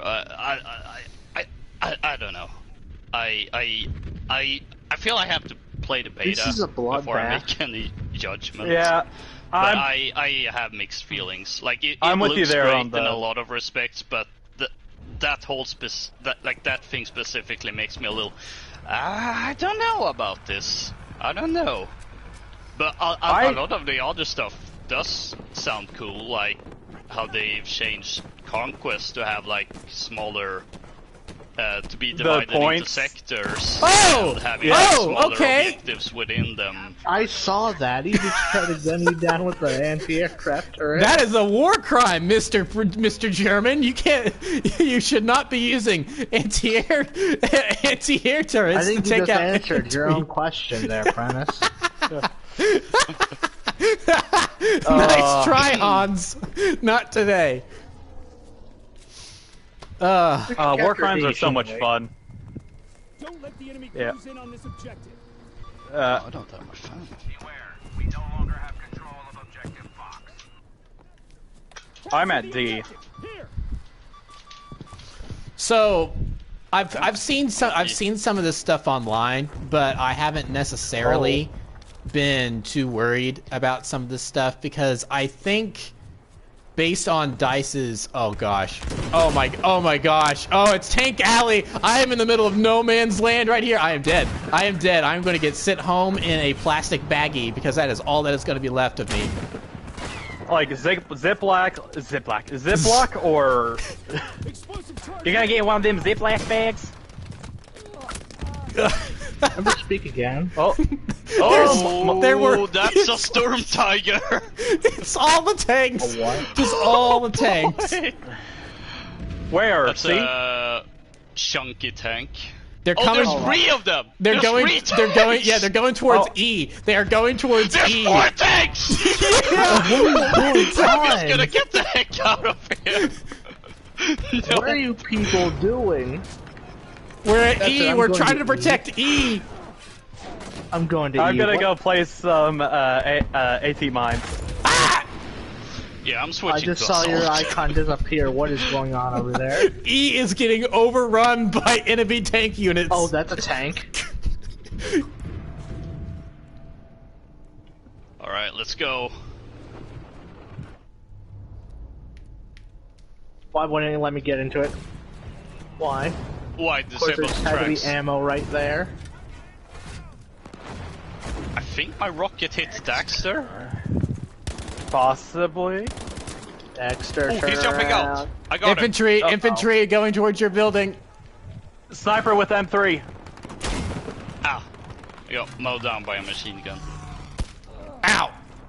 Enemies are attacking objective easy. Oh, you don't say, Mr. Guy over the radio. Ah, you Enemies. don't say, guy over the... Oh, more... Where'd that come from? Says my guy. well, that's certainly what I'm thinking. Oh, I see this big tank. There are so many tanks. Whoa, what was that? What was that? What was that? Might have been the Storm Tiger. Where am I taking fire from? Oh, I run. it was hiding there. I was Hey, help the busy Scottish. trying to- Wait, Help the where'd Scottish Travis lad. go? Oh, The Great Beyond. E is dwindling very quickly. This is just gone so wrong so fast. This is why we love Battlefield. Uh-huh. This right here is the reason why Battlefield is one of our favorite FPSs. I see. Oh, I see that tank gun. Oh, I missed. Okay, why didn't I pick Seamus Oh, that's a earlier? tank. He's got one of the greatest voices ever. That's a tank. I see. I don't like tanks. They scare me. Go. Oh! Oh, yep! Oh! What? That's a big old Storm boy barrel. Tiger. Oh, that's What'd you the call tank. it, Loka? Oh, A what is that a barrel? Storm What is that tank? It's Storm the... Tiger. What is that? Storm Tiger. What? It looks like a. Oh! I run. You are having an epiphany. Like, Ooh. Alright, I'm spawning on you, Peel. I'm ready to I strike should be back alive. at this I thing. should not have been alive. I saw the missile go past me. What? What is this tank? It looks like an abomination. Why is its barrel so short? It's a World War II era tank. I know, but we were still in the... As Well, a civilization, we were still in that awkward phase between modern and There we and go. more archaic. Oh boy. Oh, I just burned alive. Oh no, that was the guy that got out of it. Thank you. There's still someone here. Oh, and I do want to point out one thing about 2042 that I find kind of hilarious. And I think Peel, Loka, you retweeted it. The devs saying that this isn't a thing about climate change at all. It's Oh, not yeah. political. It's not political. Pick a lane! Pick a lane! Metal Gear Solid 2 was political. And it was a great game. It's a great game series. Yes, but you see, any more people hear the word political and just Yeah, Ah, I mean, they're right there, Peel. They're right there in front of you. I understand why they say things like that, because they know there's that subset There's- of gamers yeah. that will just instantly read, but it Oh, still no. annoys Ah! me every time. Help! Where are you? It's even worse when Ubisoft does it. Oh, yeah. Jeep Oh, just yeah. took me. Because Tom Clancy games, well, I wouldn't say are super political. They do tackle some pretty heavy themes at times. That's how I feel about Metal Gear Solid. It takes it, That's even not if I don't Clancy agree game, 100%. I know. Even Well, if I don't 100% agree with what they're saying, You realize I that can the sentence at structure least- you used made it sound like you said Tom Clancy games such as Metal Gear Solid. It sounded a I lot know, like that. yeah. Oh, Oh, they that's have a tank. another That's guy another coming up with tank. us. Oh, Yeah, at least that's the second time. I can understand your message and have a nice conversation about it. If you're not going to say anything about it, why even bother making that your story? Ugh. It's like... Look at the ground. Look at all the pockmarks and explosions in the in the ground. That barn was gone. Yeah. Yeah. Ah! So I love I it. don't know. Is this a game where I back us all out as squad leader, or do we all have Yeah. to? Yeah. I think so. it's... Yeah, think if you can back out the Okay. entire squad. Okay. Oh no, I'm alone. Alright, we're backing out. Why? Of Alright. course. Oh, and it didn't let me back out. Pain. It will if it just loaded up the map before, but it is gonna, Yeah. assuming you It's press. a quit. weird system. Yeah, that's something I wish they do improve. So anyway, my 2042. my thoughts on 2042 is, you know, like as I started to say, but then we got off on a tangent because, you know, I was in the middle Yeah. of Tank Alley, and then it was Attack of the Tanks. There, it was. I That's mean, my favorite Star Wars movie. I mean, it was- Send me back. I mean, for a second there was almost the Battle of the Bulge, with all the tanks that showed up. Wasn't that in like Germany? I think we were in France. I mean, it wasn't. I don't think. I mean, the lines that were hit were all along the Western Front, so it was because it was a giant offensive. It was the last offense. Yeah, I don't World War II. Oh, Battlefield 2042 briefing. Just get the QR team or QR code. It won't let me.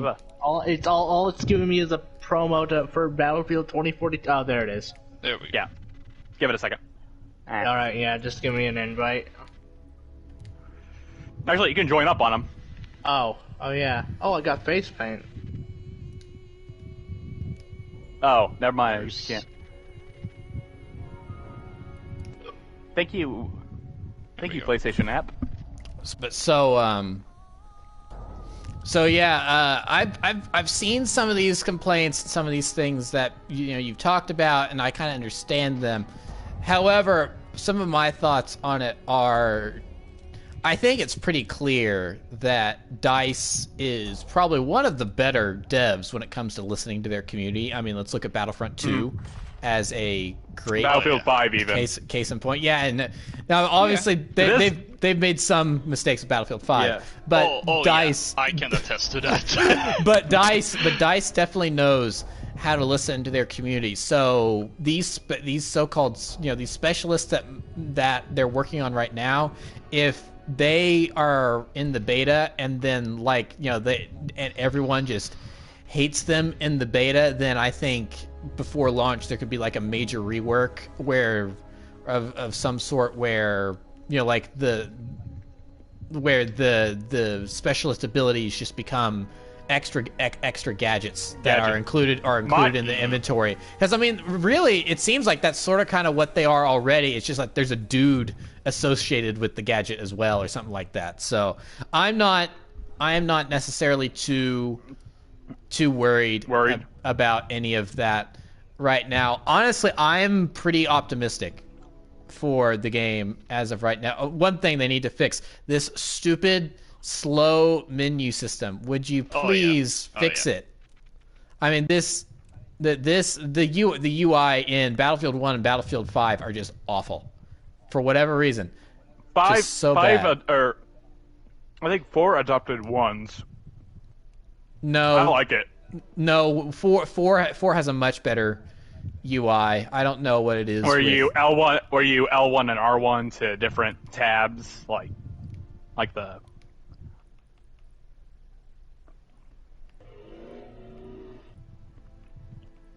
The cow's back. That was a car. I could tell that Yes, much. that was a car. Why? Thank you, car. Very cool.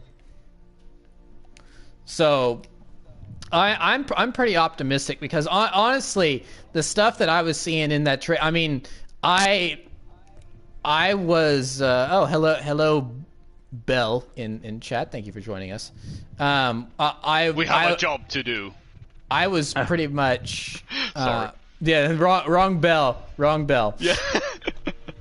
I was pretty much on board with when they, and I know it's like, you shouldn't always trust the cinematic trailers. You need to wait for gameplay, but it's well documented over the various games we've played and stuff that I not been very happy with Battlefield the last couple of years. It's like Battlefield 1. We had a long discussion about that. I didn't care for it. Battlefield 5 I think is better, but I'm still not huge into 5. It's got its own issues that we've talked about.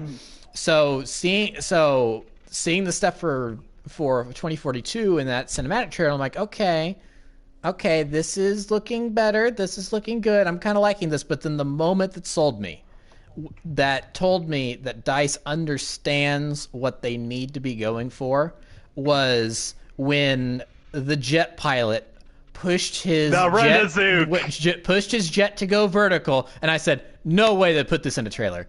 No way they put this in a trailer. Then he hits his ejector seat, he flies out, rocket launchers the other jet, and then jumps back in his jet and flies back off. I'm like, DICE knows what they're doing. I am sold on whatever this game is because they included. Did you see the guy who invented the Rendazook? Yeah, well, I mean, yeah, his screen name I'm pretty sure was Rendazook. So that's why it's called that because that's his because that was his screen name. So I mean, yeah. So seeing him react to that, it's like okay, they know what they're doing. I trust them.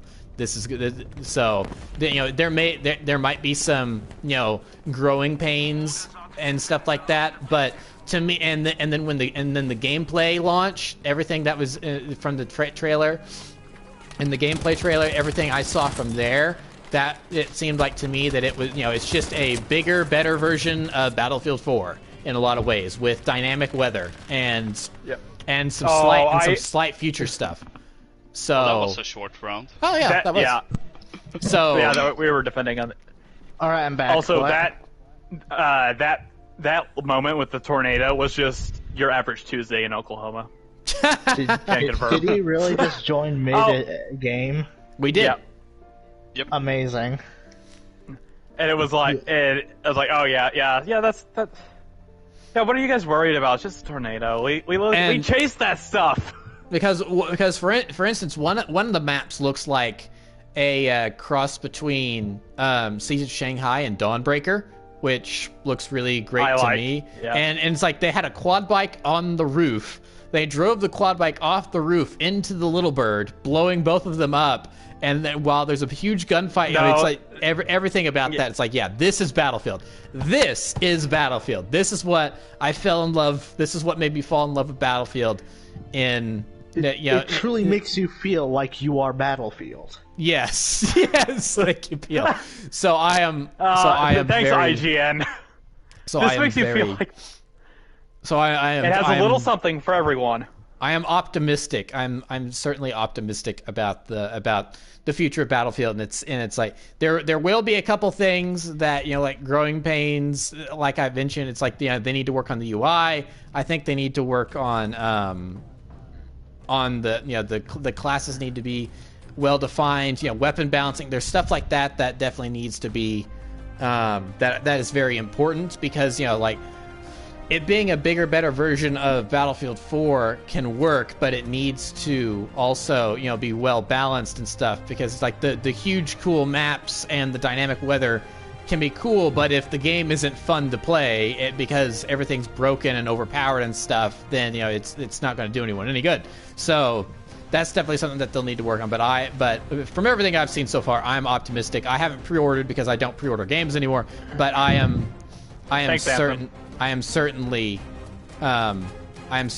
ready for it, and it is one of the very few things that's making me go, okay, I would like to have a PS5 because of the because what is the lobby size for it on PS5? Is 128. it like 128? So it's like it's 60 player teams. Here is the 64 player teams. 64 player teams. Excuse me. Isn't that like our entire match here? Yes, that is an entire match here. Double. Yeah, that is. No, I mean like as a single team. Okay.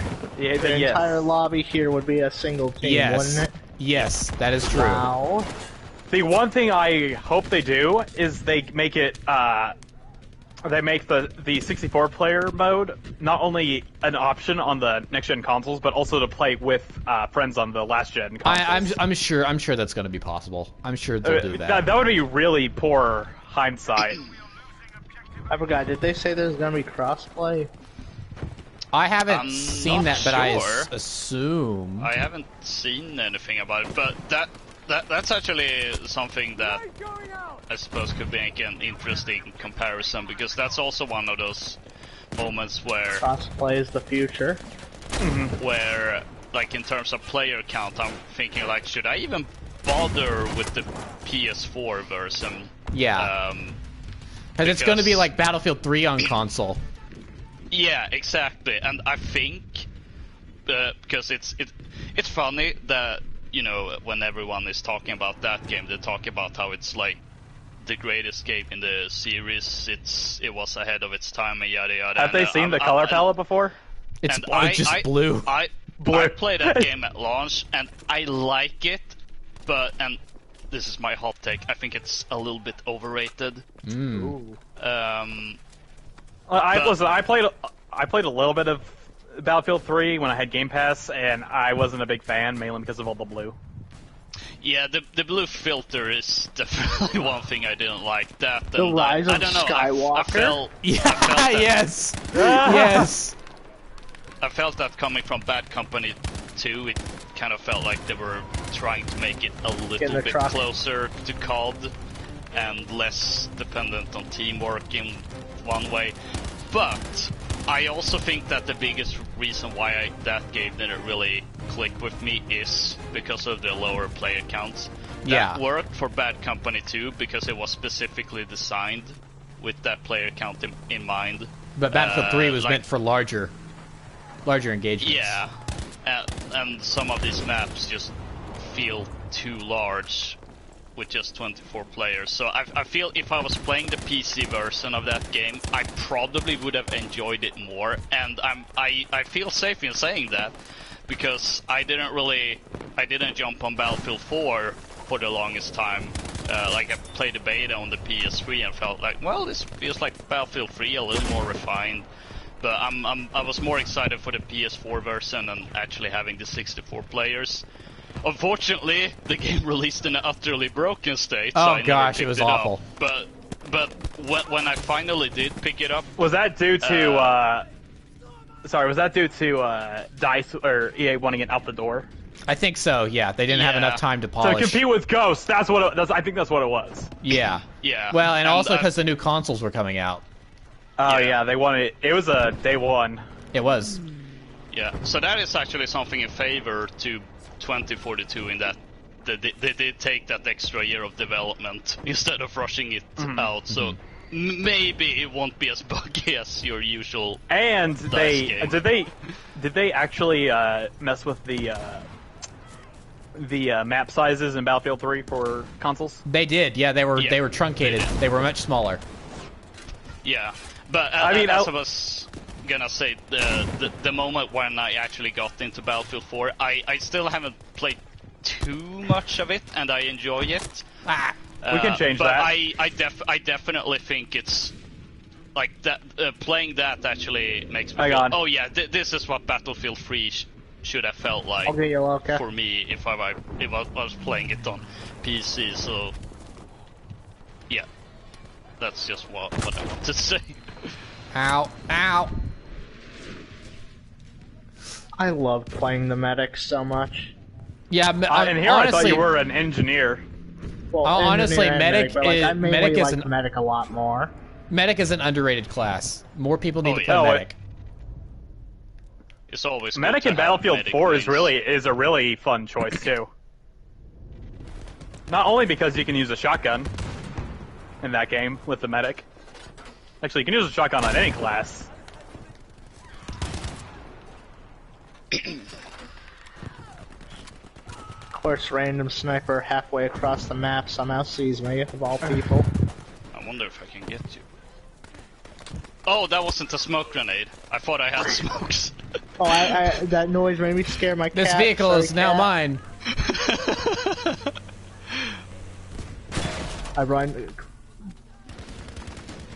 I missed completely. I should have aimed down sights. Always ADS. No. What gun are you using? Good question. There are quite a few good ones in this game. I'm using the Sten. No, I'm using the Suomi. Oh, that's a great. That's a great. I thought it was a Japanese gun. No, it's Russian. No, it's Finnish.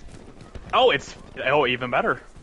And that thing was so deadly during the Finnish Winter War that the Soviets modeled the PPSH specifically after that gun because, like, now we got annihilated in Finland by that gun. Yeah, that's honestly one of my the PPSH is honestly one of my favorite weapons in Warzone right now. And not a lot of people are really using it, and it's really useful. Really? So, Why? I don't know, because interesting. it's an old timey SMG, so no one's really paying But much that's mind. cool. Yeah, I but- love it when I love it when older weapons get put into newer games. I find that to be a really cool way to boost up.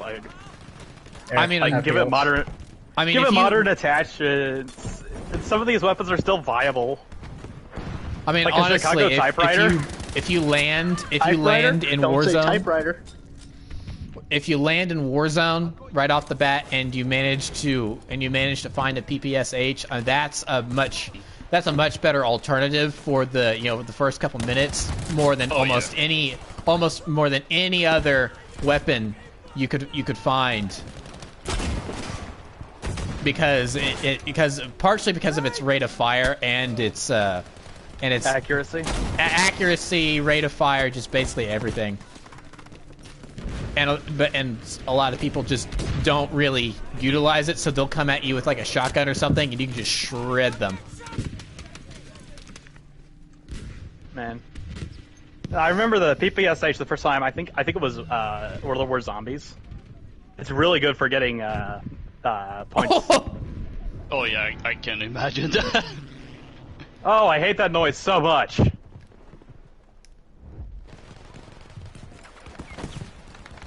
And I will say, I think another reason that Battlefield 3 is so revered by the community, and of course, a little different on console because they're smaller.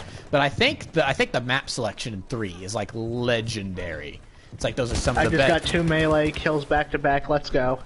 Well, yeah, considering they brought them back for Battlefield 4, Gulf of Oman. Well, Gulf of Oman has one been that like a just- staple in Battlefield for years. I think. Really? Okay, I didn't know that. I think that was in 2. Yeah, I think maybe. Battlefield 2 was like the first time. I love Gulf of Oman. That's great. such a fun map. It's fantastic. It is the one map I want to see back, other than I want to see that one expanded upon. I can understand why they wouldn't bring back something like Siege of Shanghai or Dawnbreaker, since we already got the one in South Korea. And it fundamentally is the same. Man, oh come on! That would have been a headshot if he didn't move.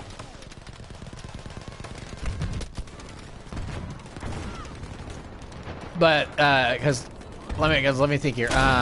Operation Metro is yep. It's just iconic. Oh, we need to find a Operation- match. We need to find a match of that. Operation You Metro haven't lived is until you've played Operation Metro.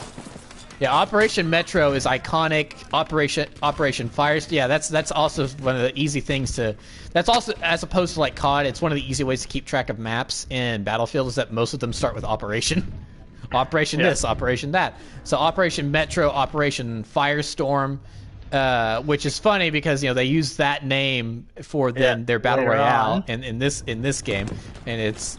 Firestorm. Oh, that was the. No, that's not Caspian Border. That's the. Oh, I hate that. I hate it in 4 just because of the lighting.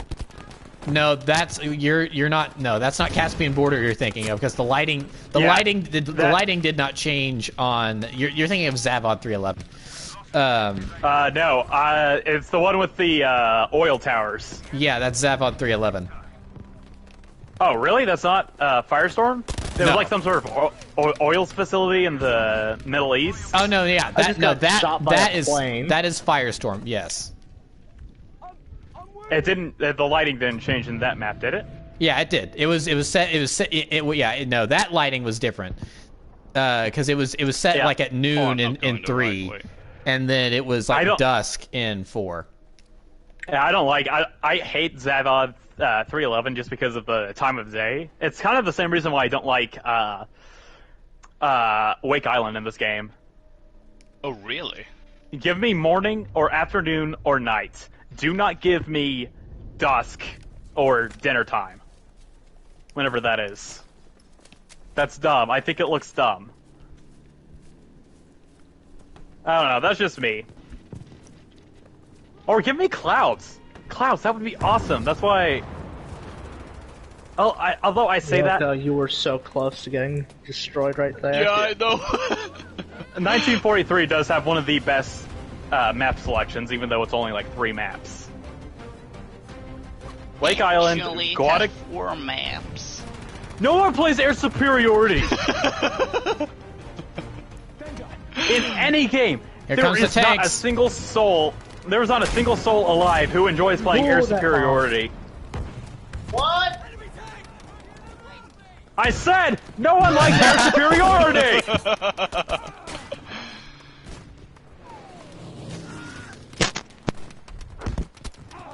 Ow. Yeah, like that's actually one of those things I don't really understand What? about, like having No, air support or aerial superiority or tank superiority or team deathmatch, where Battlefield for me is all of these things combined into one Yes. thing. Yes. I don't Why mind. would you specifically play with only one thing? Because it's not necessarily good enough to stand by its. I mean, it plays well regardless. It's the but sum of all of its parts combined.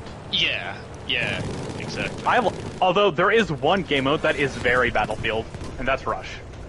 Oh yeah, Rush But, is I a mean, classic, and does have yeah, that vehicles, actually that so- and Outposts, I like. Okay, a map that I hope is at least spiritually coming back in 2042 based on the trailer, Damavod Peak. Damavod Peak. What was that one? That's the one in 3, Is that a 3? where you jump off the cliff.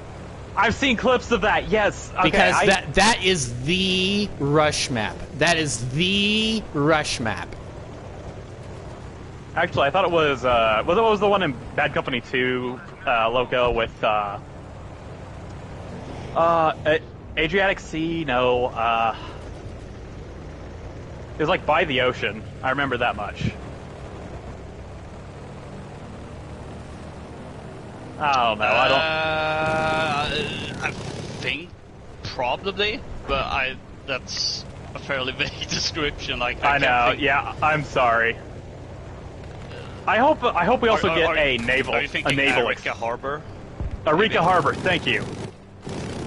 And that's only probably because noob tubes were really popular in that game. Noob tube superiority, please come back. No. Oh. Please no. Oh, what are you scared? Are you scared? Are you scared of I got so close to the ground there.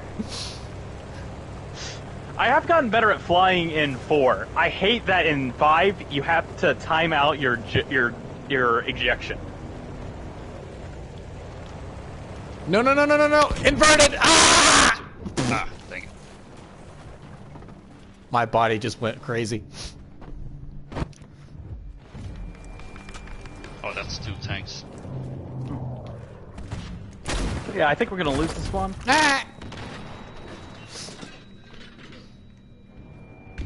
Ooh. Oh yeah, I got a new headset. I don't know if there's a difference in the mic quality. I noticed. Yeah, I noticed did that. Notice. So there was a sale on Amazon on most of their gaming headsets, and the Razer Kraken Tournament Edition was on sale. It was like $60, which is right at my price point.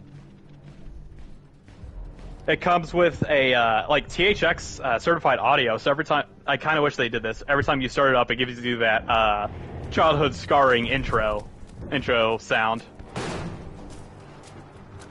The brrrr, or whatever. I think it's called the deep note. You mean the THX thing? Yes. Did that scare you as a kid, or was it just me? No. That wasn't just me. No, that never scared me. Alright, I'm back. Really? I have food now. Yeah, no. Oh, what do you have? How bad are we losing? Pretty bad. Yes. Very badly. I see. Yeah, I think we're probably going to get pushed back to Dunkirk after this. Uh-oh. Christopher Nolan, I got a movie idea for you. Oh no! Enemy vehicle! He tried to drive in and run us over. Bye-bye. Headshots. Yes! Anti-tank, those light anti-tank mines are so good. Now, there is one thing we haven't talked about when it comes to 2042 yet, and that is something I'm interested in your opinion on, because there's been a little bit of controversy around this, and that Penguins. is... I think not penguins. And that is no campaign. I'm okay with it. Loka? I couldn't care less, honestly. Okay, so we're in agreement then. Yeah, there's been so a lot of people online have been very upset that there is no campaign in 2042, and yet they're asking $70 for it. But I think you were about to say the exact same thing. Is I just destroyed a Panzer, but I think that you were about to say the exact same thing. Is when was the last good Battlefield campaign? That was Bad Company 2, and that was ages ago. I think my answer is Hardline. My answer is Hardline, but even then, that wasn't made by DICE. Good point. That wasn't made by DICE. Yeah. It was Visceral. So may they rest in peace. I mean, it's not great. Yeah, but it's not Battlefield 4 or Battlefield 3 levels of bad. Right. It had some pretty nice characters, some good level design. It wasn't that's 2 tanks right in front of us. That's not good. It could have been a whole lot worse. Yeah, I think my biggest gripe with that game is that it gets fairly repetitive. Since that's fair. It's essentially a mini Far Cry. And that's also, since we're on that topic, also my biggest gripes with the campaigns for both Battlefield 1 and 5, where it's just mini Far Cry stealth, one-man army stealth sections. And that is not Battlefield. It's not fun, It is atrocious in 1 and 5, I forget. Well, one I don't think was that bad, because one had here's a tank level, here's a plane level. It had the different stories based around the core mechanics of gameplay. Where it seems like in 5 it's all kind of the same, which is you were penalized for engaging in a firefight. Not only do you have less ammo to work with than normal Battlefield. It's really weird. Now, in 5's defense, I will actually say that they did at least contextualize the stealth segments a little better. Because with 1, it just felt really odd that I'm a tank driver, and for whatever reason I'm sneaking through the woods now. You had to get gas or something. Oh, yeah, in 5 at least. No, you had to get spark plugs. That's what it was. That's what. Yeah. In 5, 2 of the war stories, I feel at least contextualize that to a certain degree, where, for instance, you have the British one that is about the special boat servers, so your special forces, and then the Norwegian one, you're playing as a resistance fighter, so it's stealth's your best friend, since you're traveling in your homeland that's occupied by the Germans. So it's okay, and you have skis. It works. And that too. You have skis, that's awesome. The only one I've played is the first one with the British SAS guys, or the SBS, the precursors. Yeah, which was weird. But and the reason I haven't played any others is because that first one was so poorly designed. It was awful, and I hated it. And are the others better? At least, I would say so. Actually, I think the British one is my least favorite. The Norwegian one is similar in a lot of ways, but I feel that the level design is a bit better, since it's not quite as open, and you do have a lot more cover to hide in when you're sneaking by in that first. At least in the first mission. And then the third mission is kind of open stuff, but it's not quite as it's not quite as bad as that's good to hear, as the first one. So it's a little better. And then the French Senegalese one that actually has proper infantry engagements where you're pushing up as a squad. Okay. That sounds a little better. The German one is... So it's better than It's better than Battlefield 1, is what I'm hearing.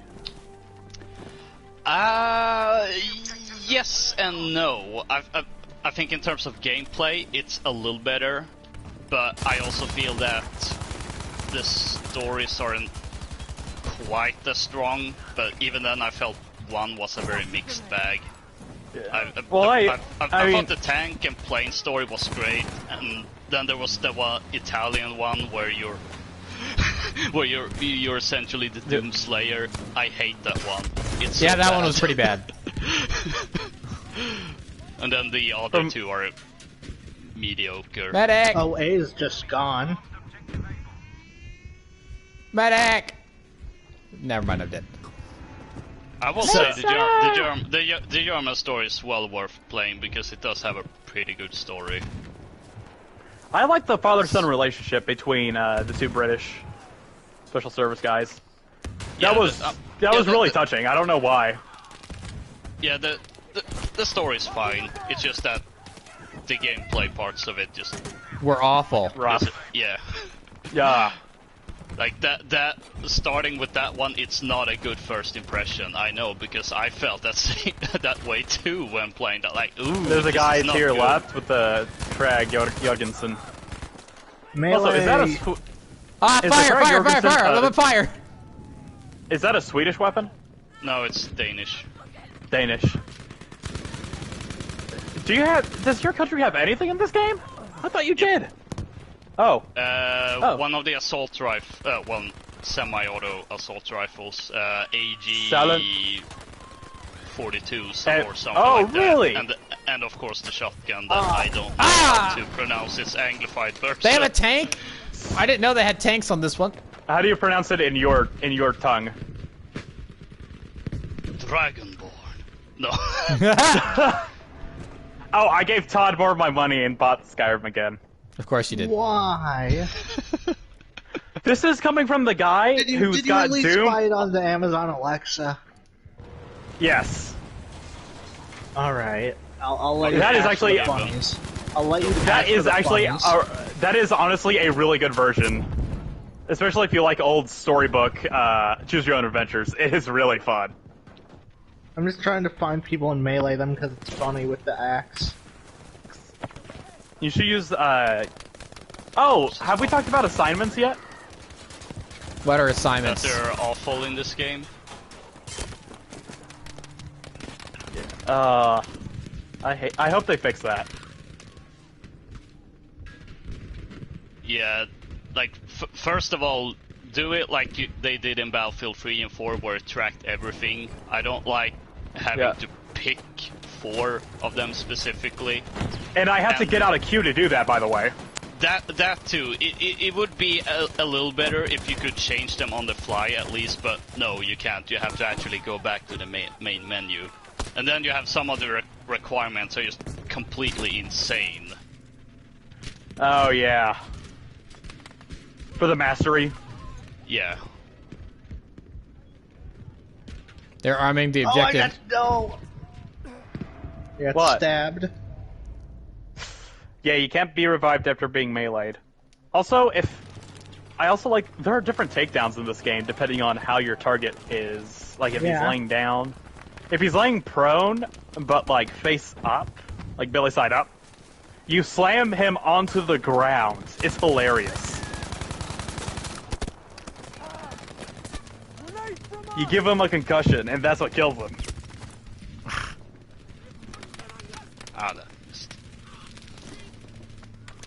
Or if you do a specific, if you find all the collectibles in the British campaign level, you get a cricket bat with like a chain on it. I'm not sure why I'd want to do that. Because it's funny. Well, yeah, but that would require replaying the the British mission. Okay, it does have the best section of that is holding off the Germans. Gosh, that went on forever.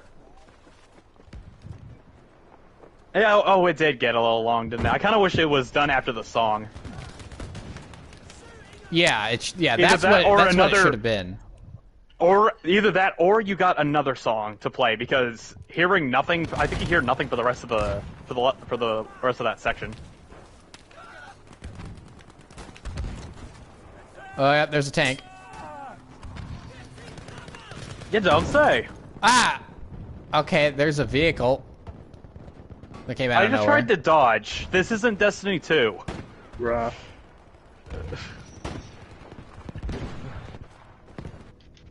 Destiny players when they... Side of that. Also, what are you? Still alive. What are you in Destiny 2, Peel? Are you a Titan? I used to be a hunter, but now I just sort of swap between Titan and Warlock. Yeah, you strike me as a... You, for some reason, strike me as a Titan, and I don't know why. Punch. Punch. Oh, hey, come on. Hunters have backhand. We have backhand. Hunters have weak smoke bombs that cause me death. I hate shoulder charge so much. I don't use it, I just use Funny Thunder Crash. Funny Thunder Crash. Being a living missile is funny. Yeah.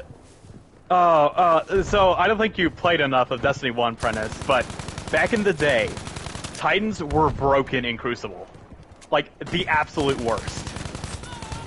Some astounding Battlefield talk. I know.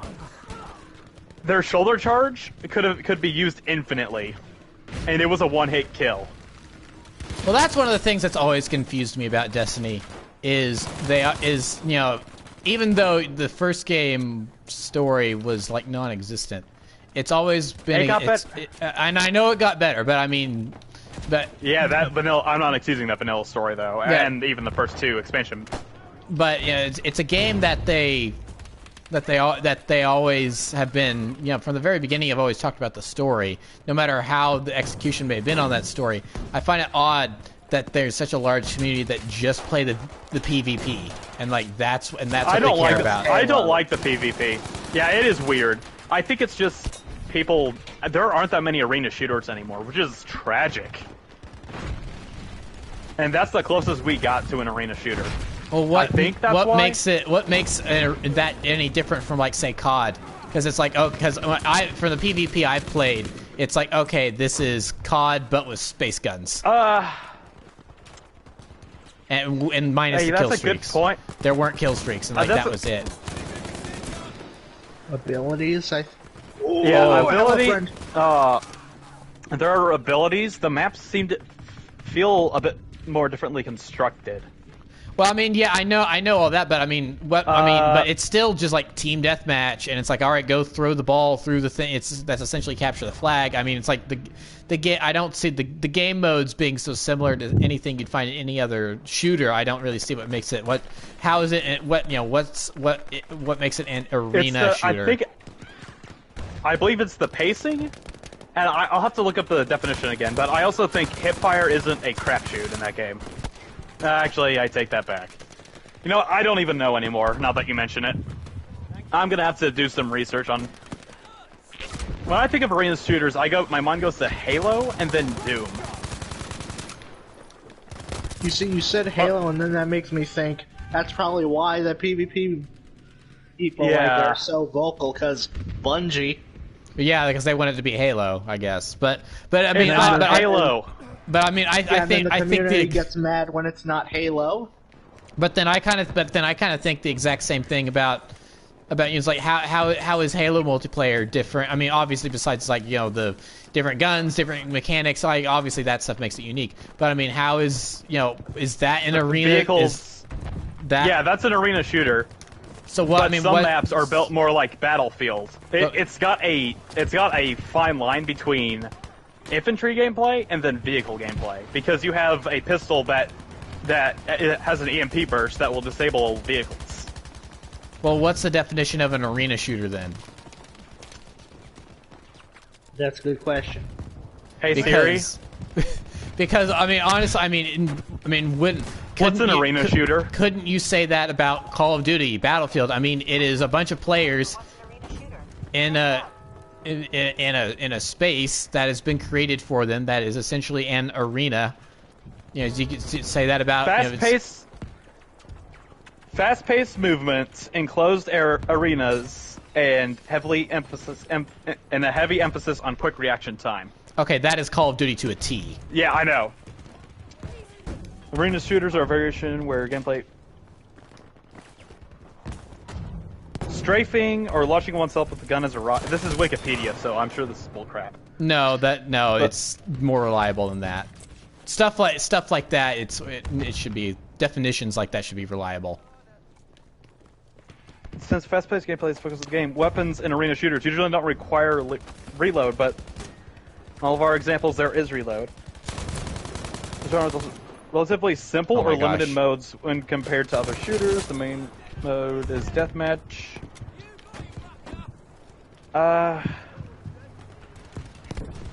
What's funny is it mentions Doom. It doesn't mention Halo. That's fascinating. It mentions Doom, Wolf, and Quake. So it seems like the arena shooter is just kind of ended up evolving into what modern shooters are today. It seems like you could in a say lot of that. cases. Another thing, but some of the Halos did throw this out. You have to pick up weapons. Yeah, that's definitely a thing of a bygone era that Call of Duty 4 changed. Yeah, I don't mind weapon pickups at all. I actually kind of like them if it's good in the game. Like going back to play something like Perfect Dark's multiplayer or GoldenEye 007's multiplayer. If you really hate yourself, because those controls are terrible. The game really hasn't aged that well. It wouldn't be the same without the weapon pickups. The same thing with Unreal. When I play Unreal, like Unreal Tournament, I gotcha.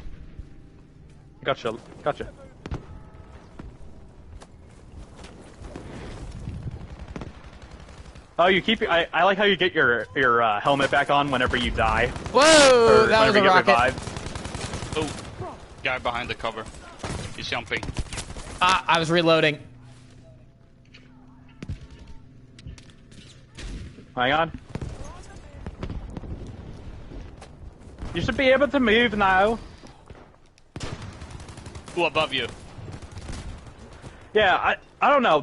I think the best way to describe it is once you play an arena shooter, you kind of get an idea. Have you ever played original Doom multiplayer or Quake multiplayer, Apprentice? No. Because I know there have been some Doom... Okay. There's Splitgate, which is on PC, and there's a console port in the works. And that's like, imagine Halo. The best way to put it is it's Halo with portal mechanic. A really interesting mix, if you will. Friends, Loka, hello. Were we pushed back again? Yep. I think my tank sounds have glitched because it's not making any sounds. Okay, glad it's not just me.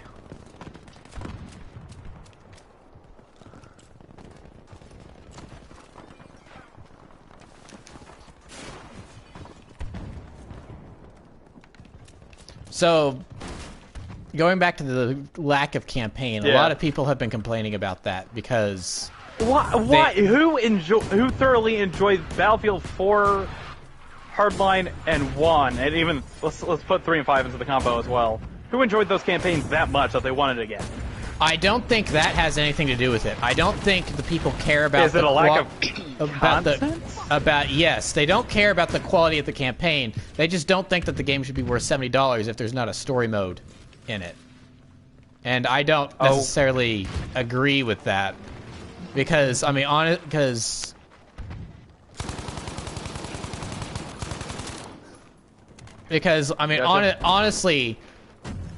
them setting aside time to work on a campaign that's probably not going to be good anyway. It's just going to bring the overall experience down. So instead of doing that, if they take their time and just make the multiplayer the best it can be, then it's just going to be a $70 multiplayer experience. And a comparison people are making is Black Ops 4, because that didn't have a campaign mode, and it launched with the Battle Royale mode instead. But I mean that's even different, I think, because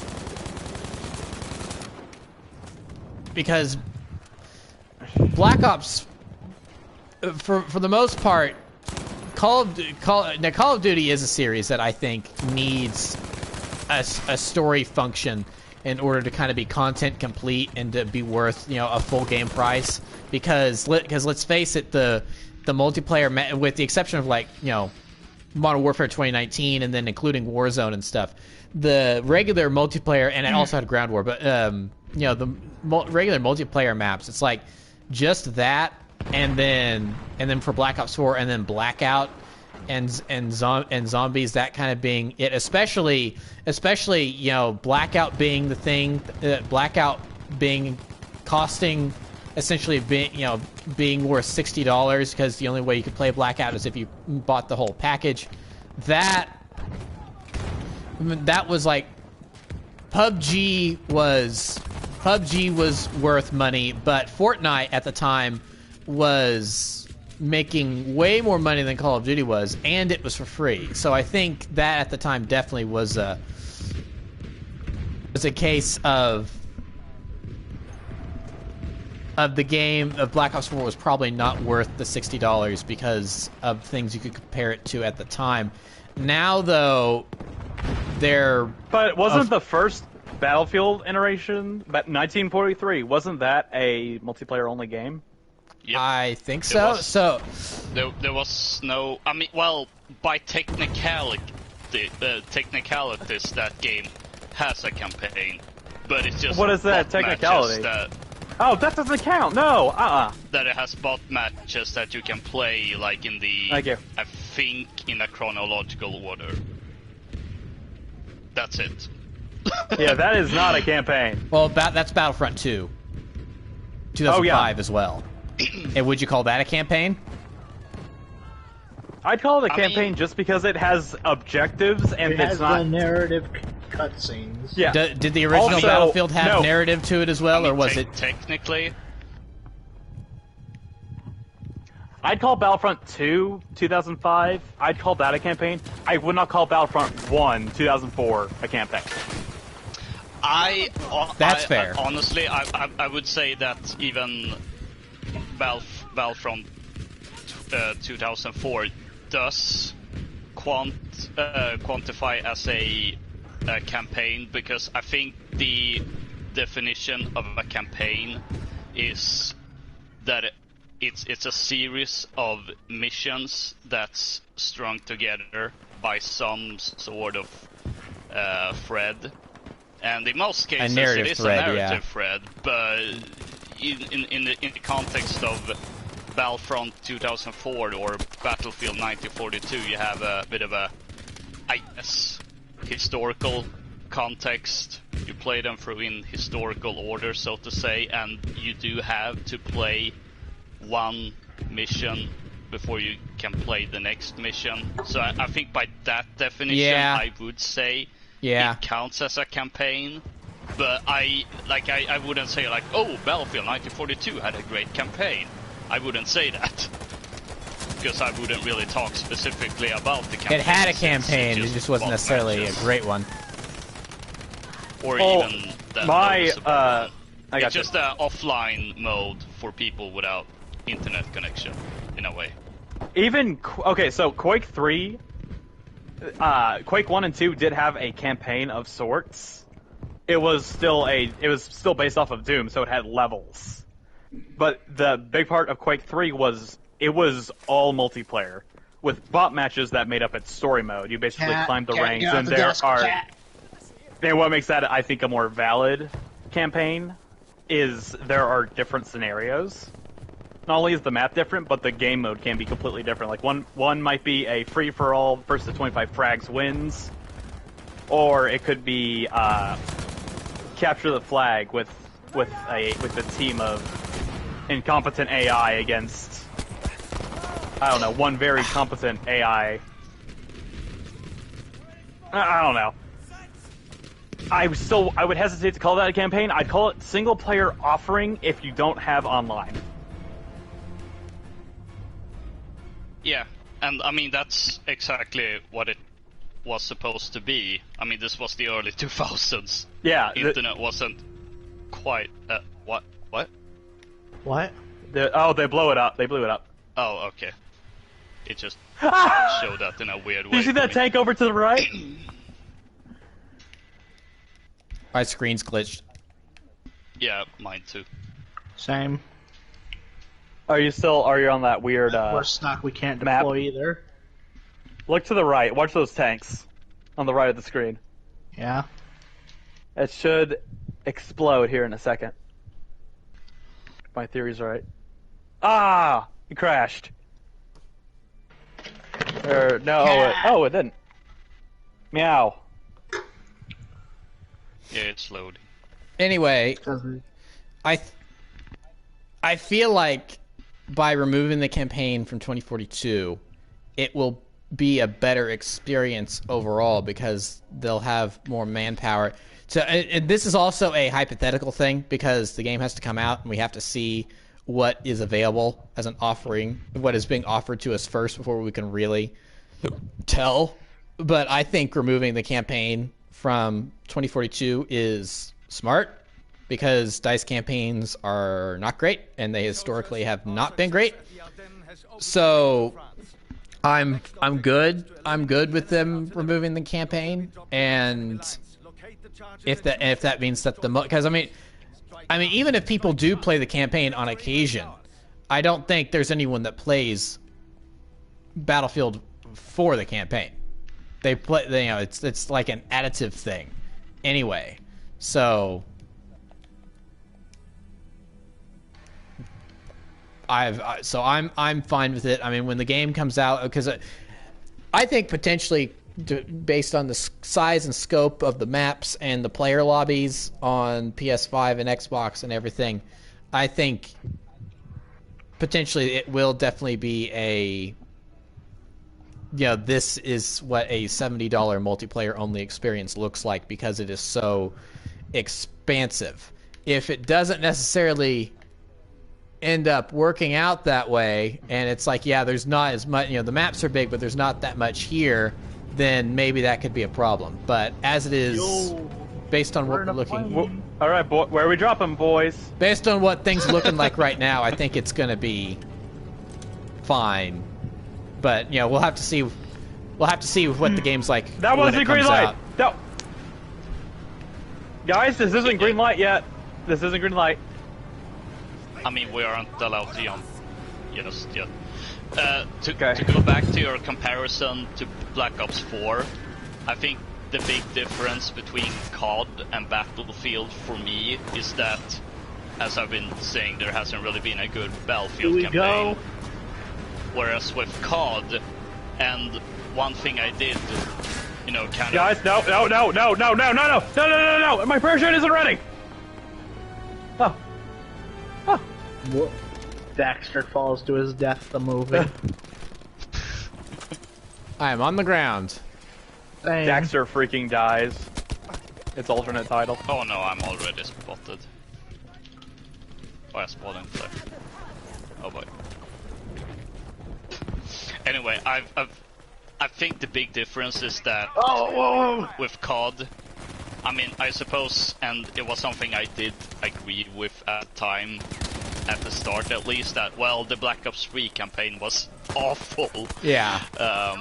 So maybe not having one with 4 is probably a better idea. But the thing with COD campaigns is that, with the exception of Black Ops 3, they're all pretty decent, but that's not my main point. My main point is actually that playing a COD campaign is kind of like watching your big budget action movie. Avengers? Like, I mean, say a Michael Bay movie. It kind of, it feels that similar experience where the plot maybe isn't that great, but you're there for the spectacle. Mm-hmm. And it's something that I feel most COD campaigns do pretty well. We brought up Ghosts earlier, and that's, I would say, probably one of the weaker campaigns, but even that one does have some relatively good moments. And I would say that overall it was, if not a great experience, it had some enjoyable moments. Which, again, difference between Battlefield campaigns, I can't say I had an enjoyable time with any of these, like after Bad Company 2. And even that one I felt was a disappointment from Bad Company 2, ironically enough. Wait, what? You didn't like Bad Company 2? I did. I just didn't like it as much as Bad Company 1 because it was more linear and tried to have more of these scripted moments like COD. Okay, and did the there server was just less crash? humor in it. What do you mean? Okay, Peel was running in place for a second, so I was curious. Alright, there's some lag then. So Okay. I guess no one has a bomb. Do you need a bomb? Yep. I am the bomb. Where do we get bombs? The blue icons. Oh, I'm just now seeing that.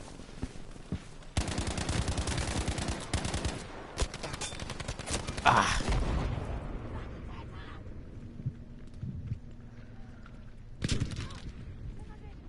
I didn't realize we had to pick up something. Yeah. Get up. Why wouldn't it let me shoot? The trigger didn't pull. Ah. Oh, that's thunder.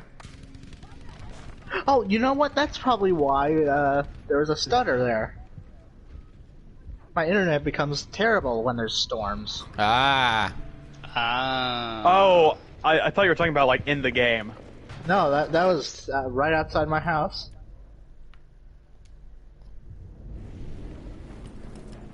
So I did a little reading on the Geneva Convention because, of course, I did, and apparently and I hope I read this right. I think it's illegal to shoot down paratroopers. I think. That sounds about right, actually. I think it's with certain weapons. Like you can't use artillery to shoot down paratroopers. Because that's overkill. I'm gonna assume ramming someone with a jet would be highly illegal. Yeah. It'd be hilarious. Okay, hold on a second. Did I just get killed by a black German? That doesn't exist. Yeah. No, we're the Germans. Oh, are we the Germans? Yeah, we're the Germans. Oh, yes. I thought we were the British. No, we're Germans. Oh. Yeah, boy. Oh, yeah. I'm just now. that makes- I am now seeing our. I'm now seeing our little icon in the bottom left corner. I bet Yeah, that you're makes right. things Okay. a lot different now, doesn't it? It does. Never mind. I was about to say, man, Battlefield, you are really off of history right now with letting a black guy be on the Nazi team. I just but landed on top of the objective and killed both people there. I'm based. Now you say that, but there were actually instances of that happening. I thought it was World War I Germany only. I mean, there were instances even in World War II, but I don't think it was in Europe. I don't know too much. I just knew there existed like a few. That I'm gonna arm A. But in very specific places, so I don't think it was in Europe, but I haven't done my proper research. has been armed. I've seen this one little thing about it. Come on, blow up already. Probably mostly as cannon fodder, though. It is the Germans we're talking about. Yeah. After all.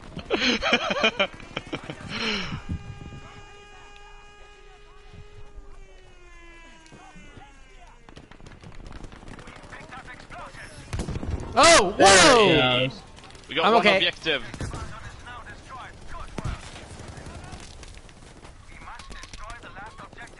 Ich flick dich zusammen. Oh, they only got B1 left. Oh, they already armed it. That's good. No, it's not on. Ich hab eine Granate. Oh, Mehr Erste Hilfe. Thank you. It's red. dang it! Bei dir, Soldat. I have the bomb. Oh, I just picked up this guy's weapon instead of reviving him by mistake. I don't want this. What is this? I hate. What I is hate this? when that happens. I also had the bomb. Let me check. Is this a semi-auto? I can probably. It looks like Lightning! This You distance. are the bomb! Yeah, that looks like the what's it called? We are taking them down. Don't let us now. I know what gun it is. I'm just blanking on its Armed. name I armed it. right Let's now. go. Oh, my body's spazzing out in the. My body is totally spazzing out in the sandbags. Oh, so with it. Objective B disarmed. Peek. There we go. Headshot. Come on. Oh wait, they disarmed it. Oh no, oh no. Ah. I got shot from behind. Gewehr 43, that's what it's called. Well, at least I get my weapon back. Gewehr. The guy that killed me had that. It's a Gewehr. Okay. Oh, how did I not know we were playing the Germans? The Iron Cross is right here on the bloody wing of the plane. Oh, just a bloody. So you might be British. British. You're just a bit confused. Yes, I am. I am just a bit confused today. Plane. You got on the wrong plane. You got drafted into the wrong army, son. That's what I get from my mother being German. That moment when you're trying to draft into the British army We're but almost accidentally above end up a in the B. German army instead. Hey, say what you will. I might be related to the Cossack sisters. But at least I have withstand and they don't. Or Zofia, at least.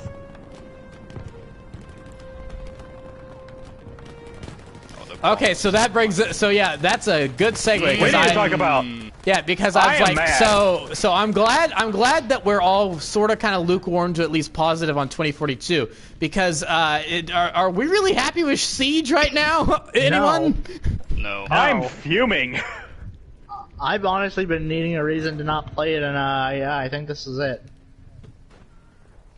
Alright, took out the AA. Or at least the gunner. Ah, Yes. had a medic box in Yeah, my hands. we need to talk about this. Yeah, Siege is For not me, good. it's been a steady slope Decline. downhill since, I want to say, year 3. Really? Now it's reached a point where I'm like, I mean, that's when Outbreak happened. Oh. Oh wait, We no, got it's called Extraction nanomachines, now. Son. This guy just stood. Oh. I used to play college ball. You know that, Jack?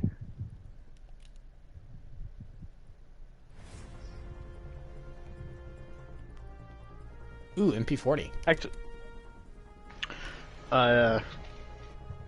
Peel. My no. my screen's black. Oh no, his game crashed. It's loading. Battlefield loading. I'm Yeah, gonna do a they mad kicked rush. it. Yeah, you know, I might think this end was a sign for horribly. me that I should probably head out since the storm will probably not let me go on for much longer. Okay. I Alright. would stay if I could, but this is not of my own will. Yeah, that's fine. We Yeah, get it. no. Yeah. Can't It's nice having exactly you do on. anything about Yeah. the weather. Exactly like in 2042. Yes. Yeah. I hope it's not going to be like 2042. I would certainly hope not. You don't want robot dogs? Oh, No. okay, that is the Robot goodest dogs. boy I've ever seen. It'll be, yeah, will they still be good when they rip your face off? Probably not. Slightly less good, or The PlayStation thing is lagging so hard because of this, I can't even disconnect. Oh no. It's just the background. I'm stuck here. Oh no. do you want? Can I? This How was a about you bad air place. How about you air your siege grievances? Siege bad. I'm Bungie, kind of please. excited. I'm kind of excited for a quarantine, but that's on my own terms. I'm not gonna argue with because like it just fun game. It looks not gonna buy it though probably. I say that about most games. Looks cool. Probably not gonna buy. Pre-orders. Should have said that with Anthem. Yeah. Hey, listen. I've said this before. I played the beta. There was no bugs for me. I enjoyed it, and then it started to brick consoles. And then it started to break console. We only have 3 respawn tickets. We need to get this last objective armed. Yeah, right. We're not gonna. So I am I just doubt- sitting here, just down to 0. I'm just gonna play games I have and have fun. Except with Siege. The Hey, I need Guardians game looks. The Guardians game looks interesting. Nah. Oh, did you hear what happened at Capcom's? Nothing happened. I watched Nothing it. happened. Oh, That's it's better so... than Bandai Namco's, which is literally showing a game they've shown this entire E3. Yep. A single game interview. Oh, was it Tales of the Arise or something? It was something. No, it was some horror game. Little Nightmares 2? No. You know what I want to know? That, Dark Pictures. Yeah, Dark Pictures. thing. Yeah, that thing. The next Dark Pictures Oh, anthology. Fatal Frame! Fatal Frame? Is it Fatal Frame? No, No. that's Tech Mode. No, there's a horror game called Fatal Frame. That's I missed the fourth game. Goodbye. Alright. Goodbye, Peel. Bye, Peel. Please, Avengers recover, please. Not gonna happen. Well, you want to All know. right. You know what I want to know? I want to know what the heck happened to Skull and Bones. Where's that been? Again, can't confirm this, but China's got some very weird laws in regards to what gets censored and what doesn't. And Skull and Crossbones can be seen as pretty no-no. For some reason. Yeah, I don't. Well, if you That doesn't explain that why isn't it's been... yeah, that doesn't explain it well. That's just a theory someone has. Yeah, I don't necessarily subscribe to that because if I mean, for Pete's sake, it's a pirate game. I don't think it'd sell in China regardless because it's about pirates, and I don't think they would approve of that to begin with. So, they revealed that game in like what 2017. It's been years. I signed up for the open beta that they were promising that has yet to happen. Of Extraction. No, of Skull and Bones. What was that? It was a pirate game. Not Sea of Thieves. No, We're not talking about Sea of Thieves. not Sea of Thieves. It was Assassin's Creed 4, but not Assassin's Creed. That was literally it. It was like, hey, you guys really like the ship combat in Assassin's Creed 4 Black Flag, so here's a game that's Assassin's Creed Black Flag but without the assassin stuff. I'm like, all right, sweet, sign me up. Really? Because it was essentially going to be the exact same thing. Create your own pirate, make your own ship, sail around, loot islands, do PvP stuff, and then it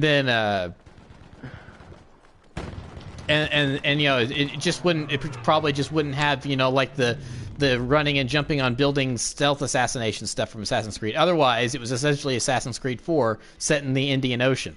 And I'm like, all right, sweet, sign me up. Open beta, let's go. And then it's been years. It's like, where did this game go? I want to know where this game went. They haven't talked about it in like 2 years. So,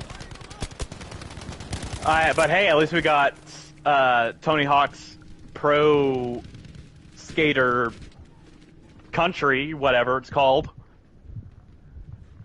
is that an Activision thing? Nope, it's a Ubisoft Riders Republic. That's what it's called. Oh, that. I honestly don't care for Ubisoft. I don't care. I don't even care about that new Mario and Rabbids game that got announced. And the guy, what happened? I was exiting a Kubel wagon, and there was the Scottish guy just standing in front of me. It's like one of those "hello there," but in reverse, where I'm the one that gets annihilated. I mean, that is just Scottish Jesus, which is just Space Jesus, which is just Ewan McGregor. Oh gosh. So in a very I can't believe it. We actually managed to tie this into Star Wars. Of course we did. We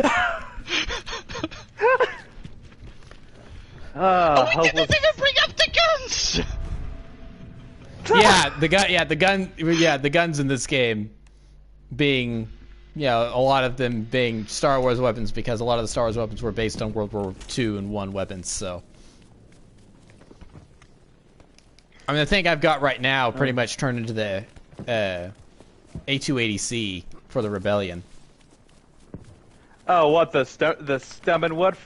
Oh no, the STG. Yeah, the STG-44. Yeah, yours is. It's like yours is longer. Yeah, they took the clip out of it, and that's essentially the A280C. Hey! We call the magazine here.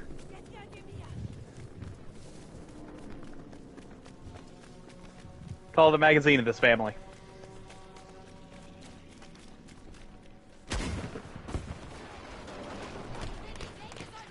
Thank you for your...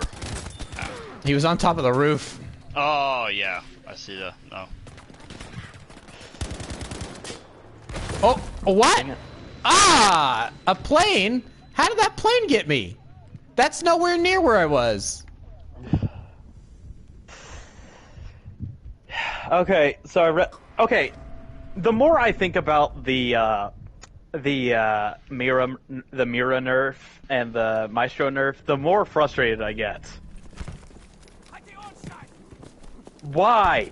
It's apparently in lore. It's still 3-inch solid glass. Mm-hmm.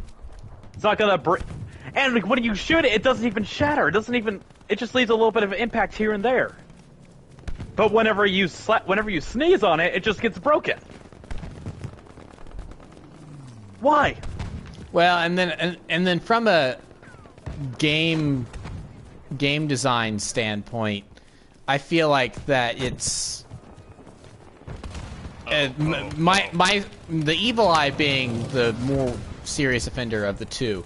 Yeah. But because it's like because the whole point behind them doing this for one thing, I think this current dev team for Siege is biased towards the attackers because it seems like a lot of these changes that they make are always at a detriment to the defenders and not the attackers. What about the Thatcher nerf? I guess was just an example. No, that and no. Bandit too. No, the Thatcher nerf is like the one outlier. Otherwise, they love the attackers, they hate the defenders. Because it is so hard to defend now. I feel like with all the changes that they're making. So the thing here is that they have stated on multiple occasions that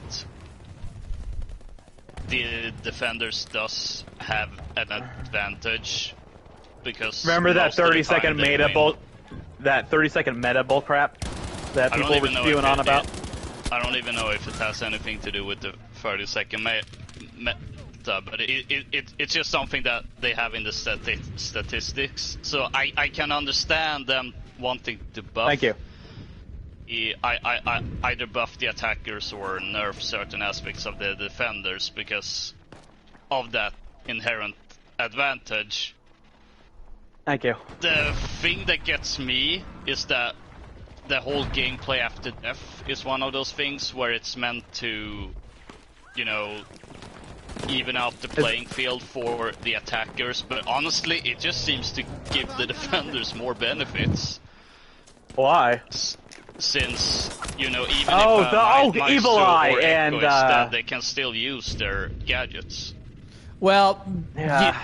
No, it's the opposite. It's the opposite. It's more of a detriment to the defenders.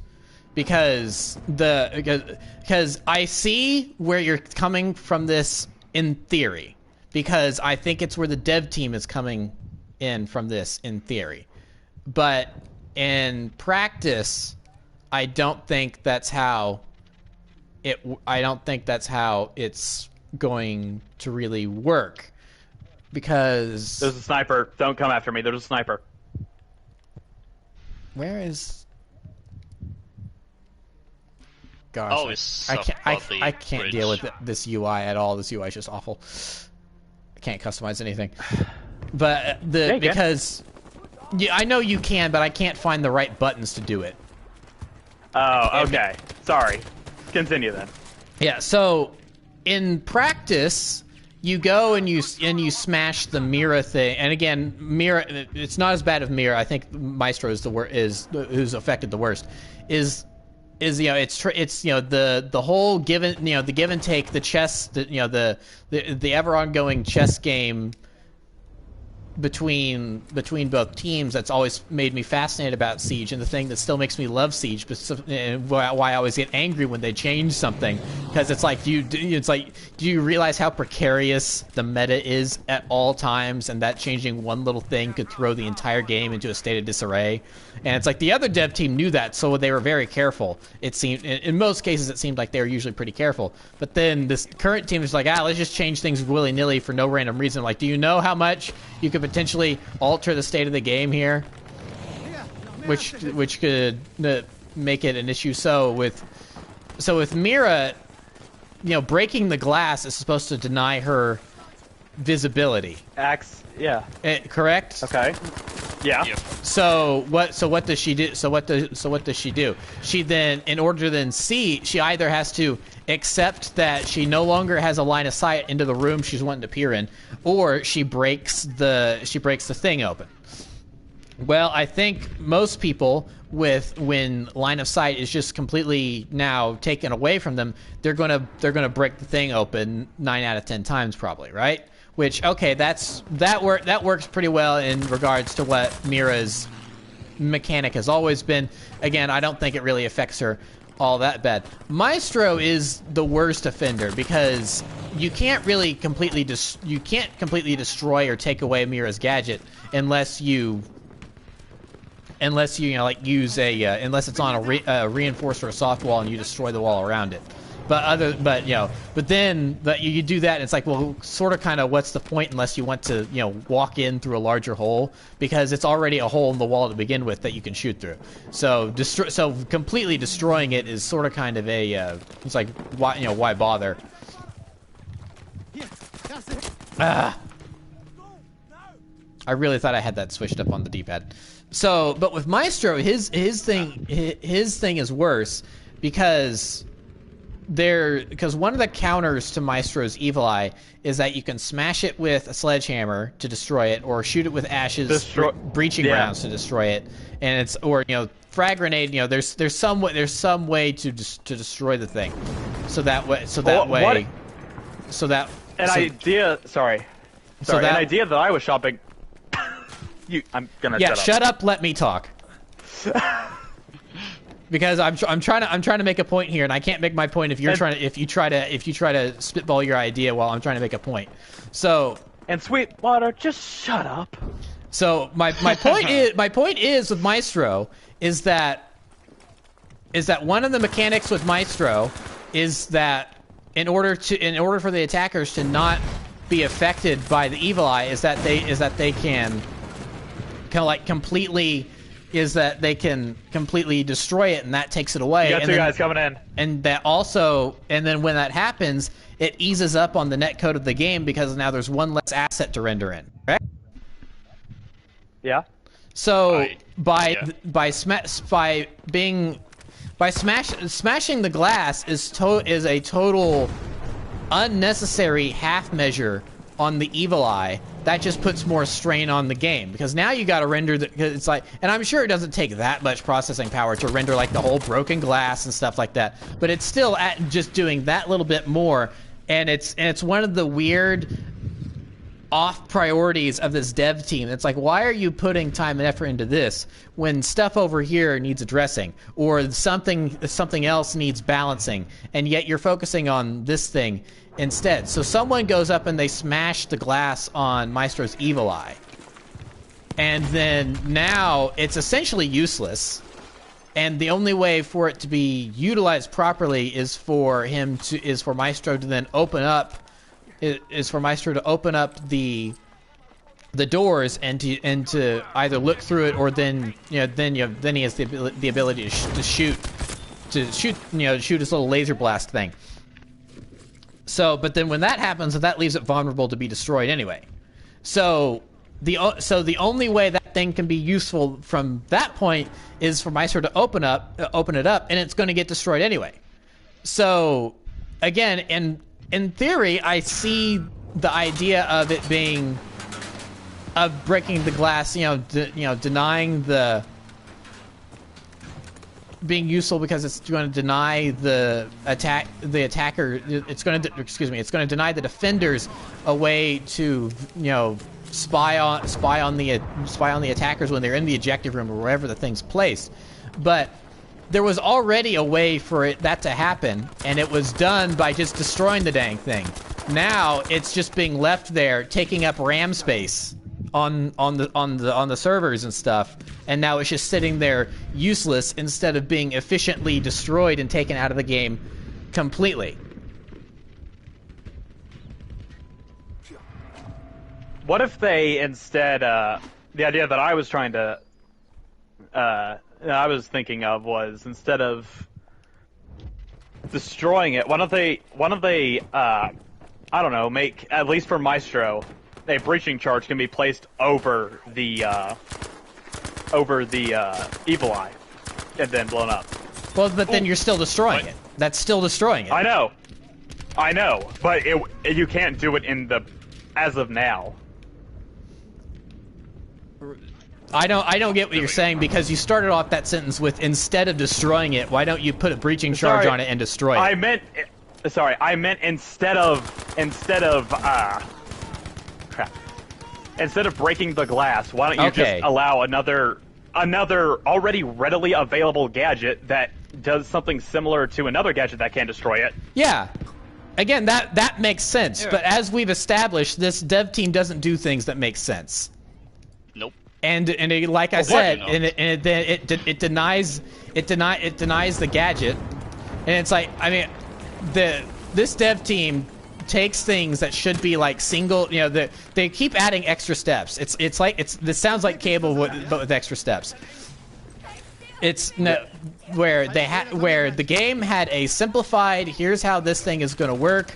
It's simple, it makes sense, it's pretty easy to pick up and learn, and now they've just thrown another thing in there that makes it more complicated and potentially puts more strain on the game in the process, and I just don't understand why. So that's why I saw them putting that on Maestro's Evil Eye, and it's like, well, I mean, that just makes, I mean, it's just an unnecessary complication. Why would you bother changing that? Because you're probably just gonna end up having the exact same outcome anyway. It's going to open up so it can be seen, and it's going to get destroyed by one of the attackers shooting at it. So why don't you just, I don't know, don't add the glass breaking feature to it, and just let it be, and just let it be continue to be. And I know you can still do the whole sledgehammer thing and stuff as well, but it's Careful. like, why Sniper? It's just adding unnecessary complicating stuff, and it's such a small thing, but it's like a perfect encapsulation of what this dev team keeps messing up with. It's like, and it's not necessary. That's the crux of the matter, is that it's not necessary, and they keep changing things that aren't necessary, and it's like, and honestly, this new operator, I feel like it exists. Thunder yeah, chick. I don't know what her name is. I don't care what her name is. I feel like she. I don't care. I feel like her design and the idea of what she does is like what they were going to play. It was what they were doing for Doc in like the beta phase, but then they refined it and gave him a stem pistol instead of a stem turret, and then now this dev team is like, oh, what if we gave her a stem turret? Because again, my whole thing is that they keep making things more complicated for the defenders, and they keep making it easier on the attackers. Is that what does this new gadget do as well? It will also heal attackers if attackers are in range of the stupid thing. So I feel like that is going to be such a detriment, where this operator puts down that turret to heal her allies, but instead the attackers are going to swarm into an objective and it's going to heal attackers, and it's not going to heal the defenders, and it's going to do the exact opposite of what you want it to do. So I found something pretty interesting. I put it in general, but this is from their official website, if I remember correctly. Just take a look at that. All right.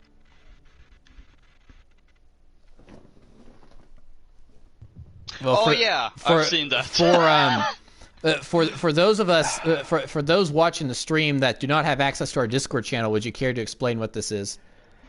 Oh yes, I'm so sorry. I keep forgetting we're on stream, and I apologize to any viewers who may be watching this past or present.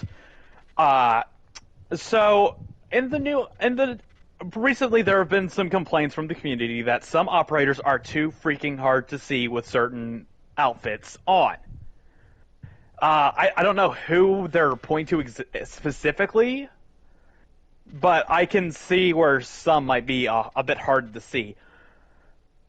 This specific... Oh, this thing. I know what you're talking about now. It took me a second to find it, but yeah. Yeah. Because it's hard to see because of the camo. Yeah. No, I was in the wrong server. I'm like, where is it? I'm like, oh, I'm in the wrong server. I'm an idiot. So yeah, this season they've decided to make the absolutely asinine decision to make the seasonal skin literally chocolate chip camouflage. Yep. And it blends in on Villa so hard. It Welcome is to pay to win. impossible to see. Yes. This is even worse. This is what I don't... This is the one thing that irks me about Battlefield 5 is the ghillie suits.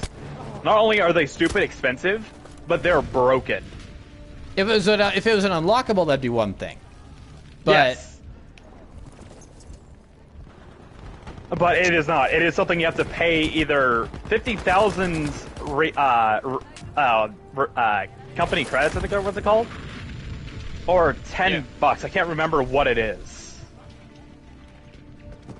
Like 10 nefarious freedom coupons.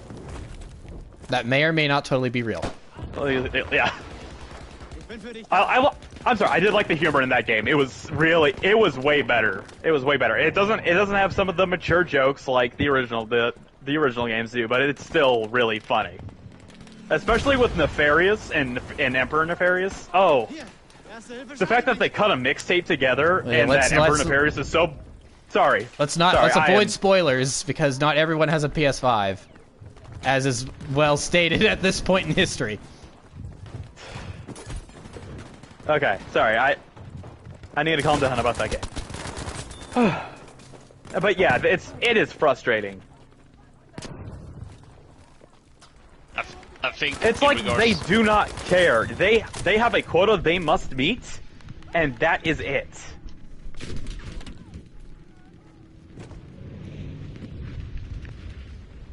I think the best example of how, like with Siege, where it just seems that all they do are make changes that are completely unnecessary, is the UI.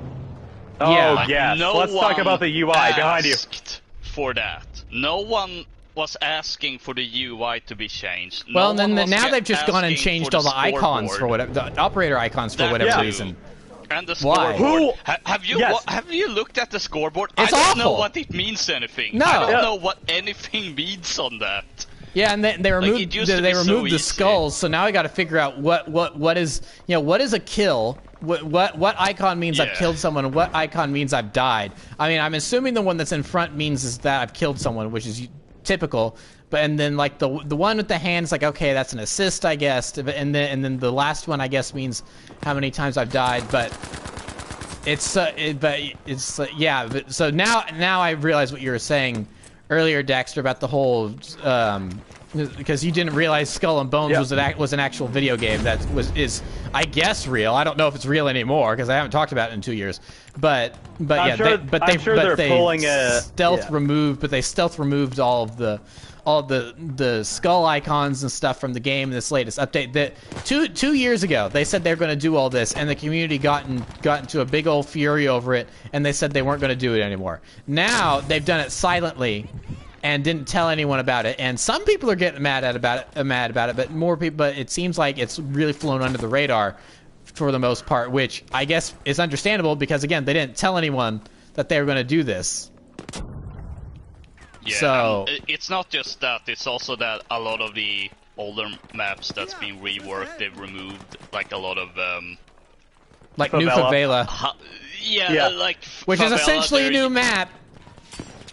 No, yeah, like I don't understand. The thing I was gonna go is that in the old favela there is a room that has marijuana room plants in it. It's drug lab, which has been removed in the rework. Because that is totally Chinese censorship right there. Yeah. It started with theme park. They removed drug lab. Now it's just lab. They just call it like lab. It's like, well, what else is it? What other kind of lab is this? It's not a a kid's chemistry set that you get for $15 at Walmart. So it's. I mean, I don't know if this is what they're selling at kids. Kids nowadays, I don't know. Maybe I should give it a shot. Here you go, buddy. Yeah, I think, and I think part of the reason why it's hasn't really been that much attention to it now or before is that the removal of these things, I think has been part of this whole we're gonna make the maps more competitive because that's less clutter, and that's actually one of my big gripes with a lot of the reworked maps is that they don't really feel real locations. No. To put it this way, they've taken a Infinity Ward map and turned it into a trail. Ah, yes. Okay. I think that's the best way I can put it, where they try to make it more competitively viable. And, if you look at Favela, I would actually say that, yes, it is a more fair map, it is more balanced, but it's not fun. It's just not fun, because fair at this point, and balanced doesn't maps, always equal fun. Yeah, because at this point, I just feel that all of the maps are starting to kind of lose their identity and, in a way, blend together. Where it's just, it's just this it's supposed to be the same experience, but no, that's not the point of Siege. That was one of the things I loved and still love about Siege, is that no match or even no round is like the other one. Would ever be the same, correct? Yeah. But starting to feel more similar since the maps follow the same. Well, it doesn't help that, again, one of the things I've been complaining about for a while is that all these quote-unquote new operators they keep coming up with are really similar to ones that existed beforehand. I think the one that really started to get on my nerves, I didn't really have a problem with Knock. The one I had a real issue with was Sam. Because that is not Sam. Yeah, it looks say what you will. Next to nothing like Sam. I'm not even talking from a visual standpoint, because sure, he could have gone into retirement. It doesn't make sense from a story standpoint, and it doesn't make sense from a gameplay standpoint. Sam Fisher, what do you think of whenever you play as Sam Fisher in a Splinter Cell game? He's Discount Snake. Yes. With a heavier emphasis on action, I would honestly hazard to say. And the Modern Warfare sound. Dun dun dun dun dun dun. No, that one, or are we talking about? No, the night vision goggle sound. Oh yeah. Yes. Yes. Basically, being the Predator, to steal a term from Ubisoft. I got you. Because that's what they're claiming to make Knock, and I hate what they're doing with Knock, by the way. Have you seen what they're doing? No, I have... I am so zoned out on so much of this news because it's like, I mean, for Pete's sake, isn't Knock one of their own operators? So they're even reworking their own operators now? Yes. Okay, so here's what happens. So before the nerf, and whenever she was first introduced, imagine Cav without her interrogation. So basically a silent step that can't be seen on camera. Right, because that kind of made sense because it's like it gives because the defenders had one, so I was okay with that. Obviously, she didn't work exactly as intended, I don't think, but the idea is like, okay, giving the attackers one of those, it's a counter to Cav. I like that, so I was fine with it, even if she didn't exactly work as intended. So. Yeah, I think she was a very fun operator. Not Captain Useless fun, because let's top it. Let's say it, no one can top Captain Useless. But I feel like she was a fairly competently designed operator. So what are they doing with her now? They're removing the silenced part of her footwork. She will. They're basically making her unsilent. They're basically making her loud, even with Hell's presence on. Her little passive ability. That removes half of the intention behind her. What we were saying was what a lot of Knock players and myself have been saying was she should be able to pass through a few objects without triggering them. Like EDDs or something. Not EDDs, the more I think about it, the more it just doesn't make sense. But, like a frost mat and an EDD, it would make sense for her to trigger, I guess. But yeah, you're right. Banshees definitely. Banshees especially, because Melusi was terrible for the past year. She was terribly overpowered. I mean, for the love of Fisher, she had the T5 whenever she was first playable, and then they moved it to the MP5 because no one wanted to play as Oryx.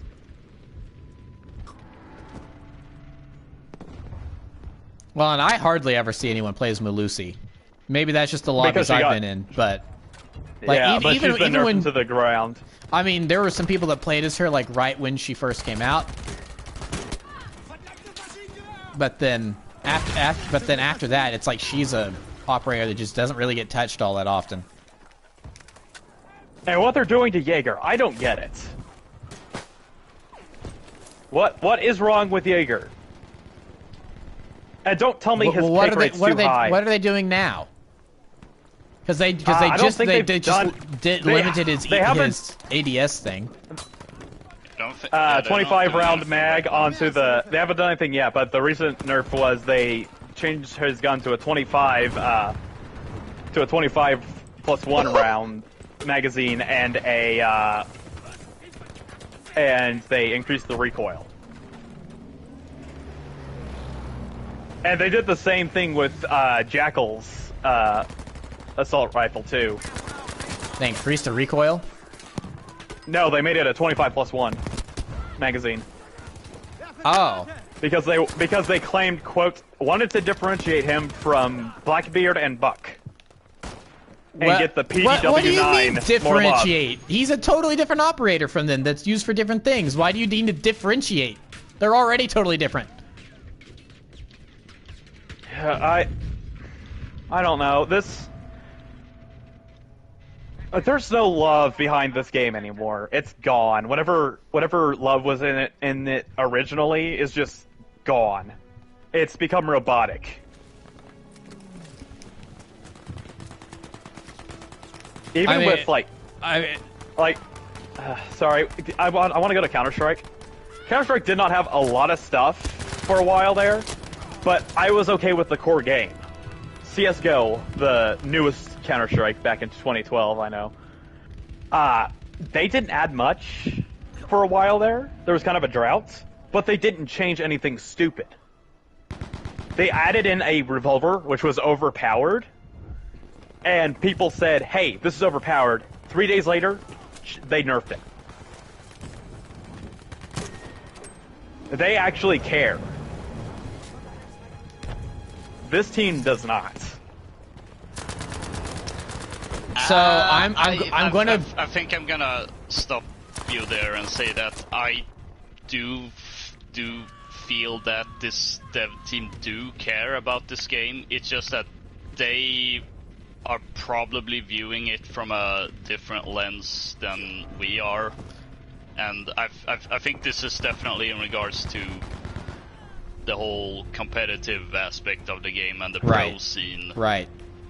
Where they're making a good chunk of their money. A lot of these changes seem to be welcomed by the pro scene, so I think I don't know where I was gonna go with that. Actually, never mind. let me pick up from where you left off, because I think we are of a similar mind. I think I'm going to say something a little slightly different, but I think it's along the same vein.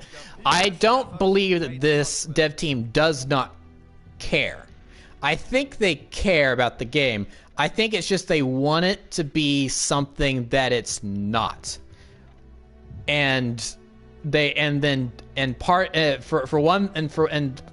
so then that affects things in several different ways. One of the ways it affects the game is in, as Loka was saying, in the pro scene. So they're catering a lot to the pro scene. So they're catering to the whims of, you know, a couple hundred people maximum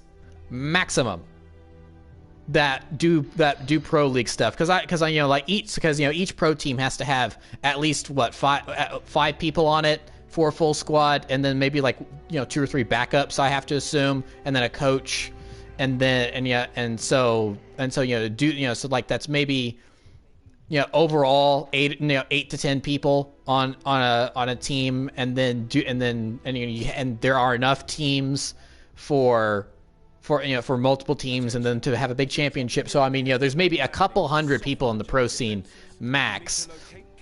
Then compare that to the other 70 million registered players on the game. Now, not all of those have played the game for thousands of hours like we have. It's like it may be a one and done, did a free weekend, and they've never come back. But still, a staggering 70 million registered players in the game. And they're catering more to the whims of a couple hundred rather than the 70 million. So that is one of the ways that, that obviously the views of the dev team are skewed. So that, I think, is definitely what you're working towards, Loka. But then one of the problems that I have with it that I think has affected the game is the moving away from, and this started with our whole with your complaint that's like, oh, now there's aliens in the Clancyverse and stuff. Of course, that wasn't this dev team. That was the last dev team. So this dev team can't be blamed for that. But still, there is, but it's just gotten worse and worse from there. And since this dev team has taken over, that's been an issue. And then of course there was the whole, when the 6 Days of Fallujah controversy was ramping up earlier in the year, and then the lead technical director for Siege currently said on Twitter that he doesn't think realistic war games should exist. That was pretty telling. It's like the lead technical director on a realistic war game said that realistic war games shouldn't exist.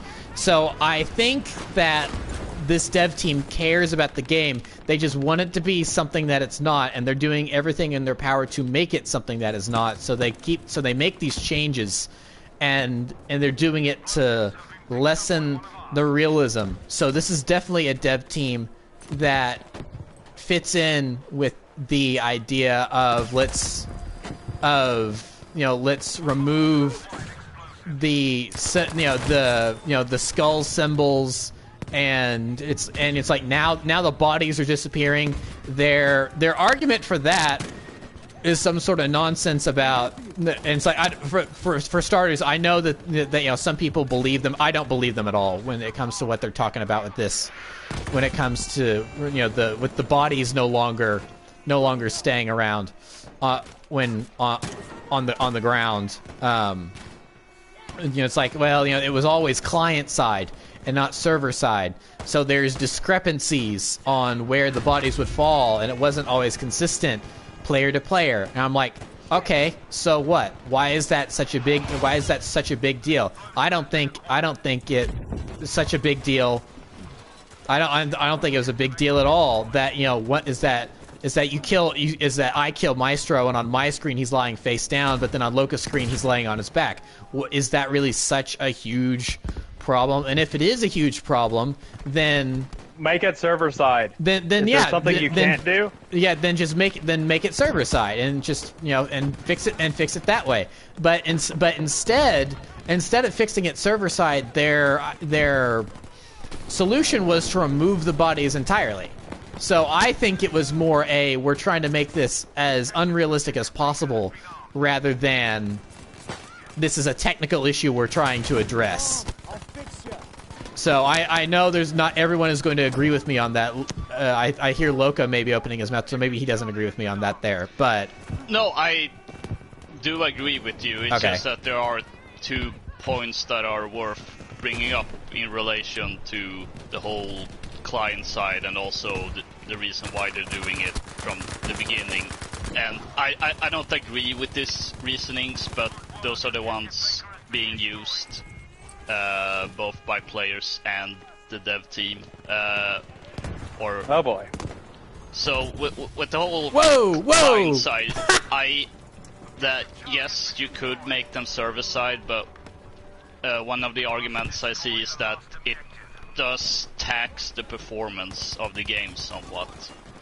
But that also kind of goes back to your point of, like, why add this whole extra texture to Meister's Evil Eye? Exactly. Just more things to load. So if that's really the problem, then you wouldn't want to add the extra texture to Meister's Evil Eye and just make sure that the thing gets destroyed and make it go away. And again, yeah, same thing with. That's also I mean, I want to go back onto the Pro League thing because I think that's something I remembered. Let Loca finish his point first. Sorry, my apologies. Oh, it's fine. The second point is that the reason they're removing these bodies is that from a competitive aspect and point of view, there is a problem where someone may use the bodies to hide in them, and depending on how their like how the ragdoll has been, that may give them an advantage. But I feel I think it was mostly just in general hiding in bodies that it apparently creates some sort of unfairness, but I don't know, I don't see that really happening that often. Then again, I don't play competitively, so I don't know if that... I have never, I don't think once, seen that in ranked. So if that's happening in the Pro League a lot, then I'm just going to say that the pro players are they're just a bunch of cheap players. Yeah. It's like they can't. Whiners. Yeah, and whiners. Yeah. They can't win on their own merits. So they use cheap. It's like when they removed the ability to drop shot a while back, because everyone was using drop shot as a way. It's like, okay, so they can't win a gunfight under their own merit, so they use cheap, dirty tactics like that. If that's what all the pro players are doing, then I hesitate to call these guys pro players. They're just a bunch of cheating scumbags. And it's not cheating, because it is using mechanics that exist in the game, but it's still cheap. I mean, it would be like, I don't know a good sports thing to compare it to. I guess maybe it would be, you know, like, whoa, where are you going? I don't think so. No, reload, gotta reload. Pistol. Ah. Oh boy.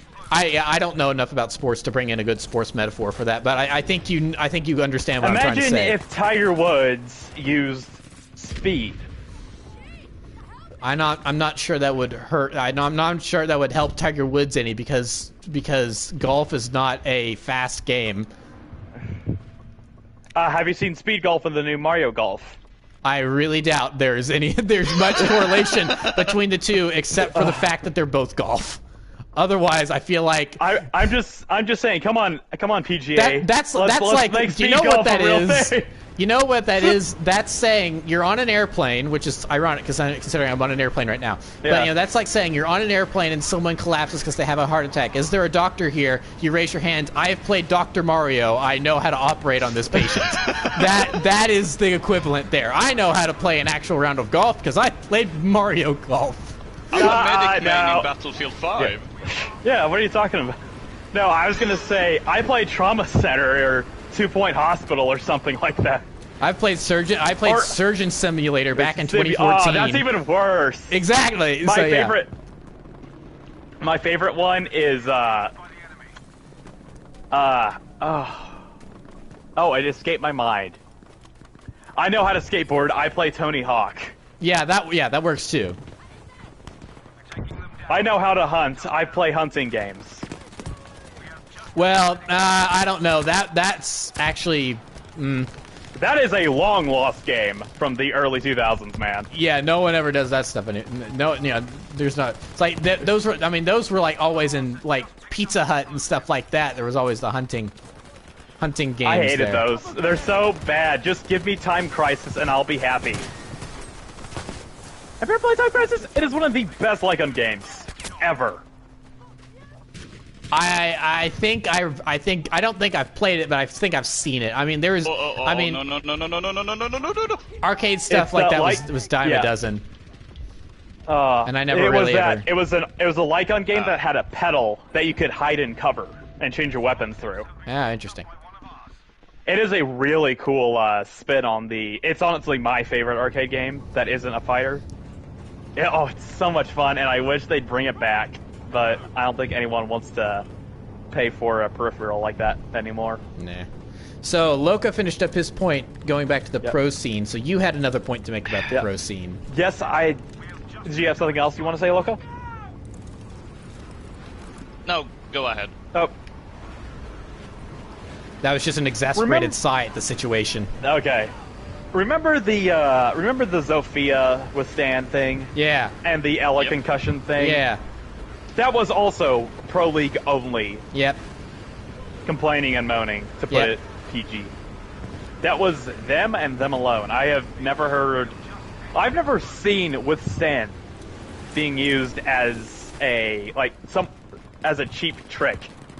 If you ignore the fact that Zofia is still up, or is still kicking, why are you even in the Pro League? Why did you ignore something that simple? Yeah, just finish her off. It's not that hard. And why did Shanky not get it? Because of those complaints. I mean, to be fair with the withstand thing, that was something that they were complaining about for a long time before that one moment happened in a professional context. Well, and it seems like to me that that happened. It's so crazy too because it's like that happens the one time in Pro League, and all of a sudden all the pros are up in arms about it. It's like I don't know if that's something to complain about because it just seems like that's like a great. Someone's playing, using the game the way it was designed at that time, and so they're just using it to their, using it to. It wasn't like he drop shot it and that's what won the championship or whatever. He just withstood as Zofia and because it won them a round or a game or something, right? Which was why people complained about it. So it's like that's like he killed me and it's like he used the game the way the game was designed and we lost because of it. That makes me upset. It's like, yeah, okay, you and literally every other player of any video game ever on the planet has probably complained about something that way. Oh, I got killed by this guy in a tank. I can't believe that I got killed by someone in a tank in Battlefield. I can't believe that I was killed by a tank in Battlefield. Something that has been that has been in the game for a very long time. That has been designed this way purposefully. I can't believe that has happened to me. I mean, it's the rule of exception. It happened once, so it can happen to anyone at any time. Yeah, I mean, feels yeah, like that. I'm not it's saying in the that- game. It's in the game, so of course it can. I don't understand why that's such a problem. That all of a sudden now it's all of a sudden it's such a problem. It needs to be removed from the game entirely. Forget Pro League, removed from the game entirely. I mean, honestly, I kind of sat there. Yeah, at one point I kind of thought to myself, you know what? Maybe I'd like to watch Pro League because I like Siege enough that it'd be kind of cool to show my support for, like, you know, the top players in the world of this game, and, you know, see what I can learn from them, and see what you know, these people competing on a higher level than me actually do. You know, what is this like? And then it's like, oh, they're complaining about Zofia, and it's because someone used Withstand to win a game once. I'm like, wait, what? And so I just kind of lost respect for, like, the entire Pro League community. After that, it's like, wait, you're complaining about something that's been in the game since forever? Why? Man, Actually, I miss the old Siege devs' attitude to pro players, where they actually, like, said that when the pro players get upset, that's actually a good thing. Oh my gosh, did they really say that? Yep. I didn't know that. I think it was in like around the time when Lion came out and everyone was complaining about him. Well, I mean, again, from the pro scene, mostly. There was Lion did kind of break the game in a lot of ways. Lion is one of the few times where something. Lion is one of the few times where something was added to Siege that legitimately broke the game, and there needed to be changes. And I'm glad that they did go ahead and make the changes. That is one of the few exceptions, but. Yeah, it's just that the pro players were the loudest about it, like usual. He was super OP though. I mean, I saw old gameplay footage. That was a terrifyingly long amount of time. Yep. Yeah, you did. I mean, well, and like nowadays it's just a single ping. Nowadays it is just a single ping that will move when you move, but it used to be an entire outline of you through the wall, and even if you stopped moving, really, of the 4 people that landed right there, this one guy targets me. Okay, so but I mean, even if you stopped moving, the outline of your body would still be there, so it would be, you know, for all to see. So yeah, that was totally broken, and I'm glad they changed it. Ah, man, that sounded glorious. Yeah, and so now we have Extraction coming up, which is just. Is that what dev team is taking care of that? It's the original Siege dev team. We have confirmation on that now. That is where they went. That's what they've been doing this entire time. They have fallen far from grace. Well, I don't blame them. I don't think it's their fault. It's Ubisoft's mandate. I mean, I think we've said it before, but I mean, we can complain about this current dev team for Siege all we want. But at the end of the day, it was Ubisoft that put a team that does not want to make a realistic tactical shooter on the realistic tactical shooter game. That is on Ubisoft for doing that. So the same can be said for taking the team that wanted to make Siege and putting them putting them on Extraction. And honestly, you're gonna have to sit. You're gonna have to sit with me on this for a second, but. In concept, I don't think Extraction is a bad idea. The problem is they are merging 2 concepts in one, and that's what makes it the bad idea. A tactical shooter that is aliens. That is alien related, not a terrible idea. Does it fit Rainbow Six Tom Clancy verse? No, and that's what makes it an issue.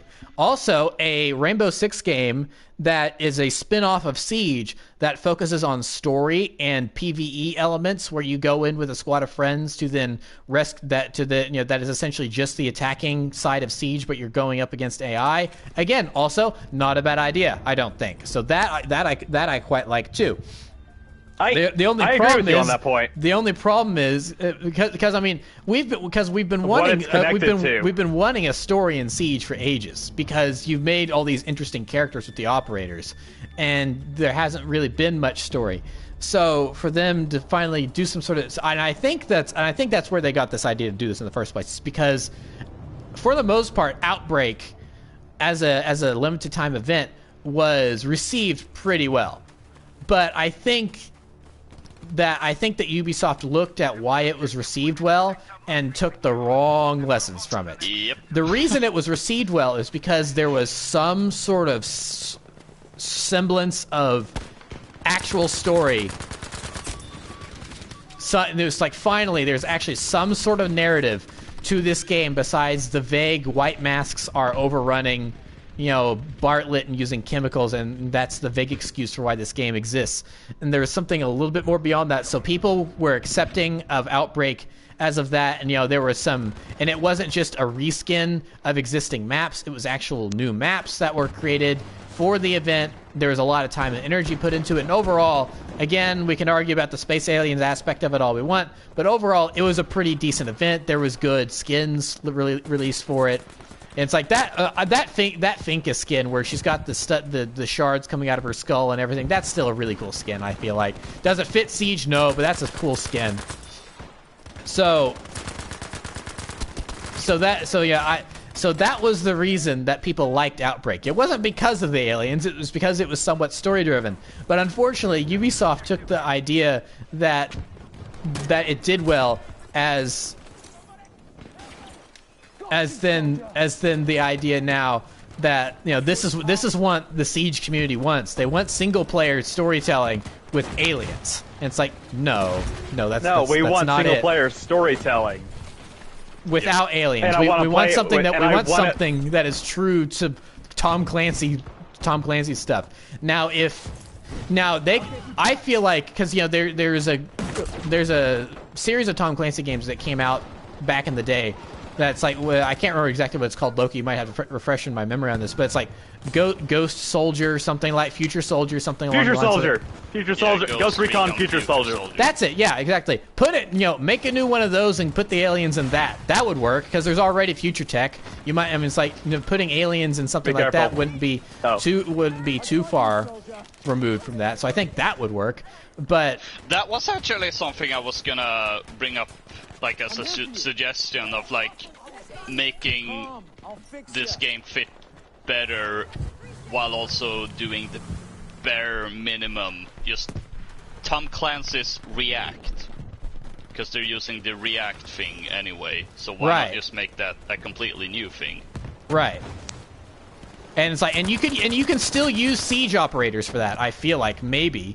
It's like, but, you know, it's like they get called to another portion of the world, and, you know, it's like a joint op thing, and it's like guest starring some people from Siege, but it's like, okay, but, you know, this is, and keeping it all kind of hush hush, I think would even work. It's not preferred. I'll say that it would not be preferred, but I think it would work better.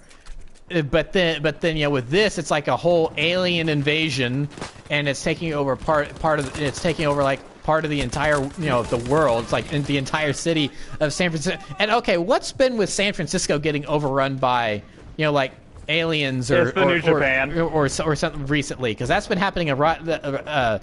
Peel would be able to speak for this if he were still here. Unfortunately, he had to go. But Monsters vs. Aliens. Oh gosh, I'd even forgotten about that. But yeah, but you know, 2009 DreamWorks movie Monsters vs. Aliens. That's a good example. But Marvel's Avengers, the video game, that was part of it.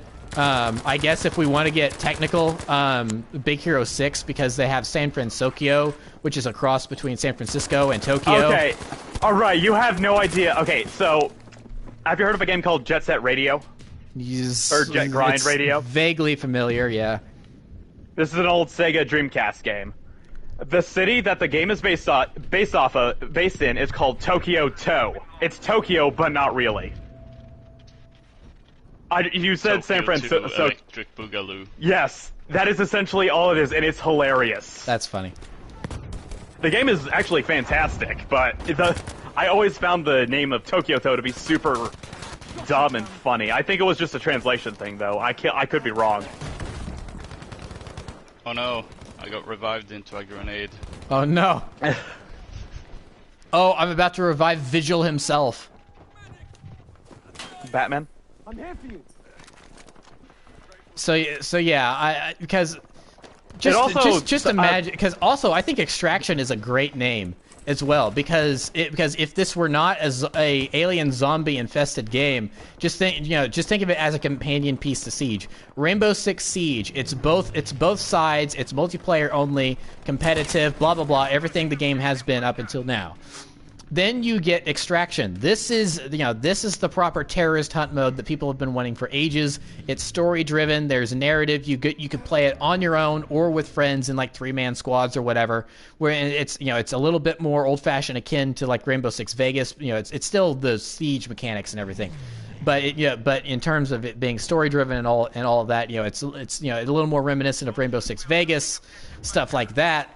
So I mean, it's just that, and it being called Extraction because it is just the attacker. It's just the attacking side of Siege against AI. That being, and you're going into these areas with your friends and and rescuing hostages and stopping the bad guys and uncovering clues and to progress in the story. And and it being called Extraction. That sounds awesome. That sounds really great. You know what I found kind of sad about Extraction? I mean, other than the monster designs look terrible. Oh yeah. It looks like the enemies from the Suicide Squad. Oh, I haven't seen that yet, so don't bother. Okay. Don't. It's like, bad. Well, yeah. Is it really that? Yeah, it's really that bad. Wait, that's a hostile. What? Okay. I confused gameplay of it for Destiny for a brief second. That's not good.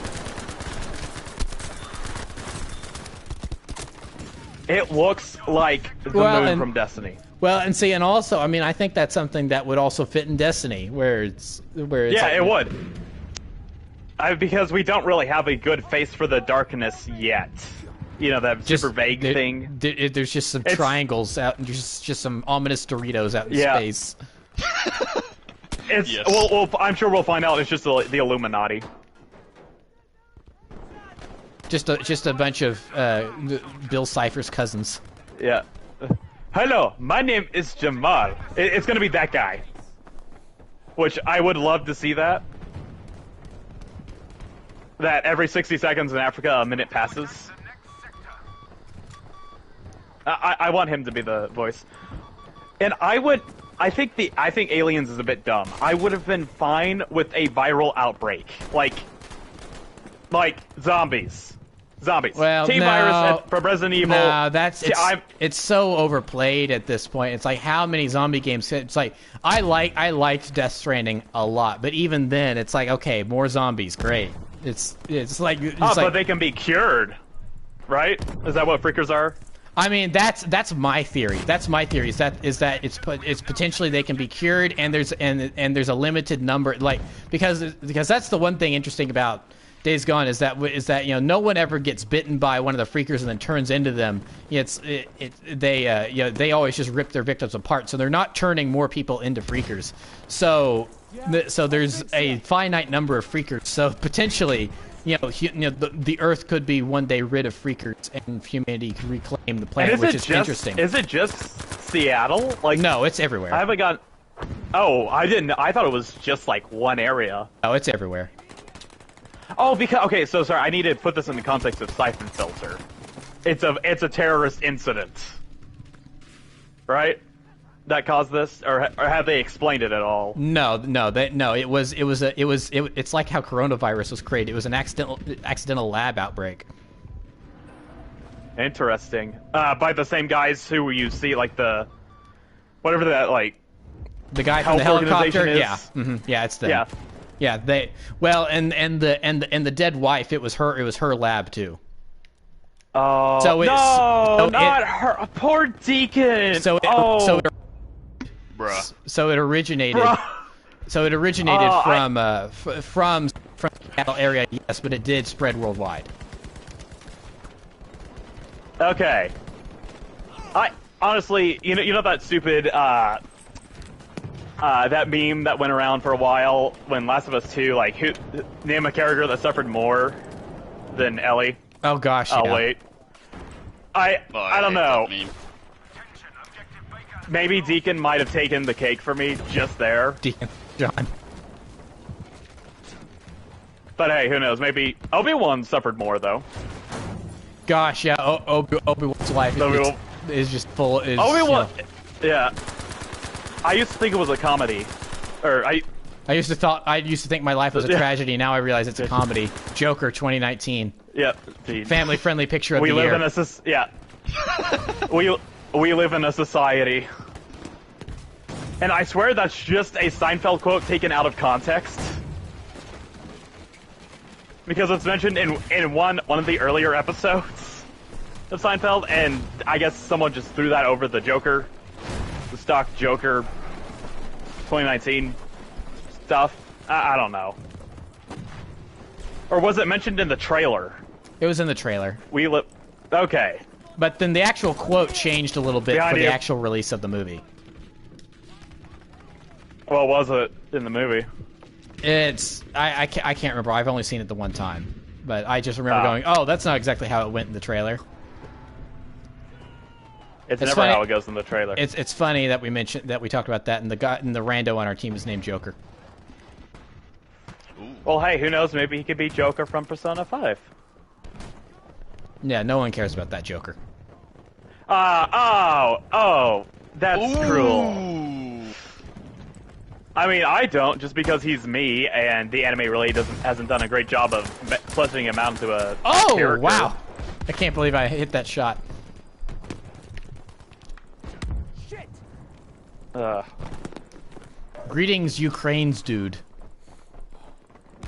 Ah! I wonder if he's from... Oh. No, not you too! Oh no. I got sniped. Do people still use anti-tank rifles? Well, I think that's what's killing everyone right now. Yeah. No, that's the Pac-40 on the other end. Well, Loco... Yeah, I just got killed by a tank rifle too. The Pac-40 is killing people, as is the tank rifle. The boys AT. Okay. The boys AT. Really? I haven't seen it. Yeah, I tried it out once and I hated it. It's so slow.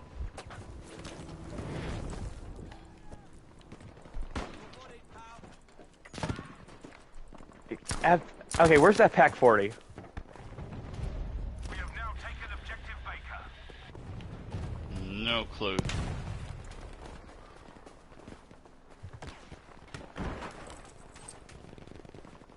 Oh, come on. Ah. Dang it. Oh, I haven't used the Garand in a while. That'll be kind of fun.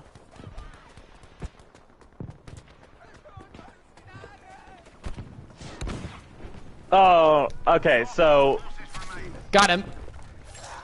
So, Garand or Gewehr? Got stabbed. Objective Baker has been lost. Loco, what's it for you? Garand or the Gewehr 43? Ah! What was that? Both? Both.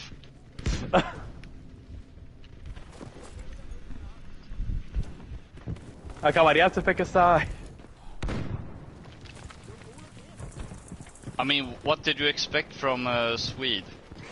We always stay neutral. Oh, fair point. Good chocolate, too? That too. Okay, we almost had this place captured a second ago. What happened? Did the tank rifle guy mess everything up? Ah! From a certain point of view. Okay, so have you guys even, going back to Siege, have either of you guys actually watched the Extraction gameplay? I watched a little bit, but it looks so boring. Yeah, I watched that bit from UB Forward or whatever it's called, and I was, like, I mean, I don't like it just from the perspective that I don't like this being part of Rainbow Six, but even if I ignore that, I don't think it really looks like a good game. It looks boring to me. And all of the crap, what is it? All of the lighting effects that they use is not going to be in the final game. We need to go in with that expectation forward. Because the gameplay looks impressive. Visually. It looks exactly like Siege. Oh, I guess I haven't seen a dark map or a night map in a very long time, or ever for that matter. Well, that's because they removed them. Why? That sounds like fun. Because it wasn't competitive. What? Actually, And what did they remake House if they weren't going to put it in competitive? Gosh. Yeah, that And is why the isn't- biggest what the heck moment. It's like, yes, we want everything to be competitive, and it's like, okay, then why? Then what was the point of remaking House if you're not going to put it in the ranked playlist? Yeah. And Tower desperately needs a rework, more so than Favela. Tower is universally hated, right? Or is it Skyscraper? No, skyscraper which is was the skyscraper is the one that's already been reworked with the Japanese so I'm elements thinking of everywhere. Tower. Yeah, you're thinking of Tower. Yeah. In Korea. Yeah, no, I don't honestly. Tower's not my favorite, but I don't hate it. I don't really quite understand why people just like despise it. But My first time playing, it was a very confusing map layout-wise. I love the idea of it being a vertical map. I will give it that. And I hope that's what they keep. You're at the top and you're They rappelling won't. down. they won't. Well, they won't if we can. Hopefully, the good Siege dev team will come in and just clean house. I would love. Not like- Once I they get done with doubt extraction, that. I would love for them to come back and get things back on track. Because they seem to know how to properly balance stuff. And then they can leave extraction to these guys who should have been working on the side project, not the main game. Actually, I was saying that. I doubt that, but actually, I don't know if things really will change, but I have noticed that there are a lot more complaints of a similar nature to the ones we bring up on the Siege subreddit.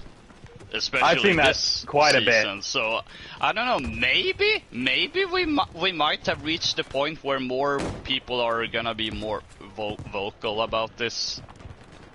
I hope. I don't think I don't think it's gonna change anything, unfortunately. But at least at least it doesn't feel like we're alone in the struggle. Yeah, no. I don't think we have dissenting opinions on this at all. Yeah. But yeah, I care so little about extraction. I watched the reveal cinematic trailer and nothing else. I have not seen any gameplay whatsoever. Just because I don't care. Yeah. It looks. I will say it again. It is base Destiny. It is a Destiny strike with breakable walls. That is the one thing I do think is kind of interesting, is the breakable walls and how you can move around the play area a bit. And I wish a better game was doing that. And not, this one. So I have to ask the question. So are you guys planning on buying the game at all? No! Okay, yeah, I thought that was going to be the answer. I was just checking. Yeah, no, I'm gonna waste my money on Metroid Dread and Mario Party Superstar, or whatever it's called. Which, Apprentice, I think you might like Metroid. I'm not saying to buy the new one that's coming out soon, but to at least give... You don't have a Wii still, do you? No. Okay. Who has a Wii anymore? I have two. Oh my gosh. Of course you do. But one of the greatest first-person shooters is Metroid Prime. And it works the best with a Wiimote and nunchuck. Yeah, that's a note for me. It sounds really weird, but it ends up working in the end. It isn't the best with Call of Duty, just because I think it was a third party and they really don't know what it should feel like. But it is really good with What, you mean with like Metroid Prime. Reflex Edition and stuff? Reflex Edition, Black Ops, yeah, all those. Yeah, it doesn't feel as good as did it does. those. That would be why.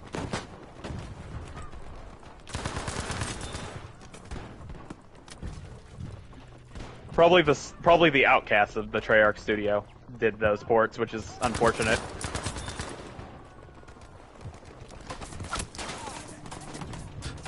What about Sledgehammer? Did they work on... Sledgehammer didn't exist until like 2010. They worked on, they made... Modern Warfare 3 got ported over to the Wii. Yeah, but they were working on the main thing. I think it was Treyarch again that... Okay, I'll have to... That worked on... Those are fascinating ports. Yeah. It is... It was like the online... Treyarch with some help from like Beanox or something. It was like one of the other small support studios. I don't think it was Raven that helped. Yeah, no, they were doing the main Modern Warfare 3. I think they were doing the multiplayer. Really? Which was just a copy-paste Modern Warfare 2, which I'm not complaining. They were at least working on the main game with Sledgehammer. At least that time it worked out. Oh, rip Beanox. Are they gone too? No, Beanox is still around. They're working on. They're one of the support studios for COD still, so they're still alive, but they haven't been shut down.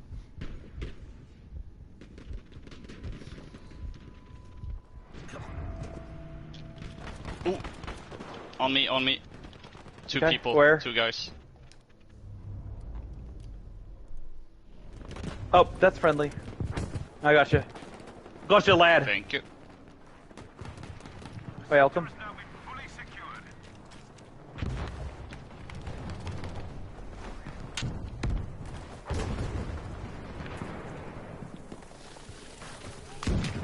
Oh, Pack 40. I forget how much these. The Pack 40 is really good in Breakthrough.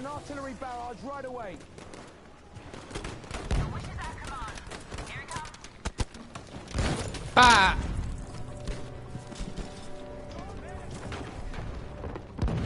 On your feet, soldier. We are leaving. Ah! That was a tiger. Tiger! Oh, but I'm just blowing everyone away with the artillery strike. That's 3 kills in the feed. Yeah, I'm seeing it on the kill feed. I'll go get Rando. Oh, never mind. No! Ah! Have you gotten any good ragdolls this game? I mean, other than I saw. Not I think it was so far today. Come on. I don't. I've buried gotten in a few good ones. I got Prentice flying through the window to be revived by me. Yeah, that was pretty fun. Awesome. I didn't get to see that from the perspective I would wish, though. I just see your body and the revive icon. Whoop.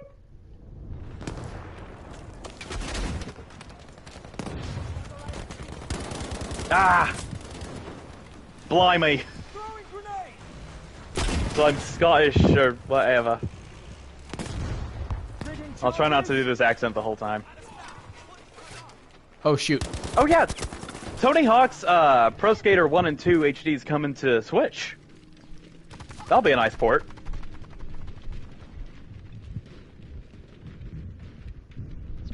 Especially considering how much I like the remake.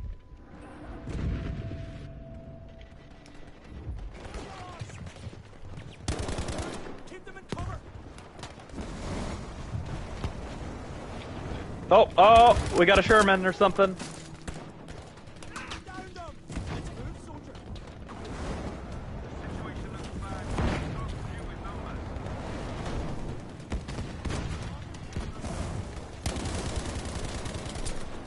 I'm safe to be Oh wait, no, there's a guy in there.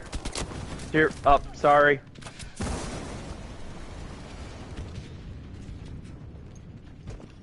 Hopefully this tank will clear a path.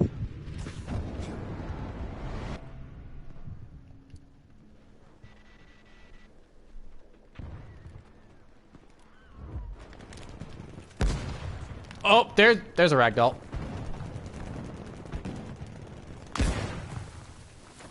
You should see some of the ragdolls whenever you die getting out of a plane. They're the best. Oh yeah.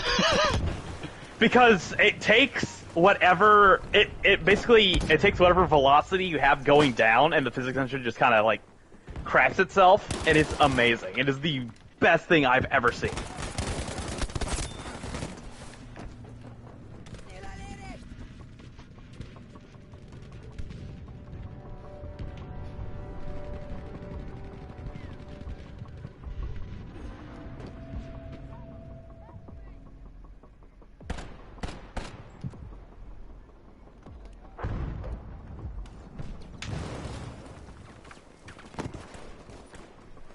Capture the objective. What? We're capturing B. Oh, there's a tank at B. Yeah, he just rolled in from down the hill.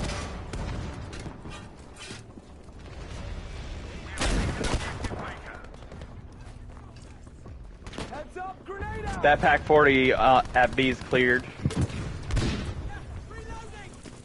Nice. Come on, let me spawn. There we go. Oh. Guy with the Type 100.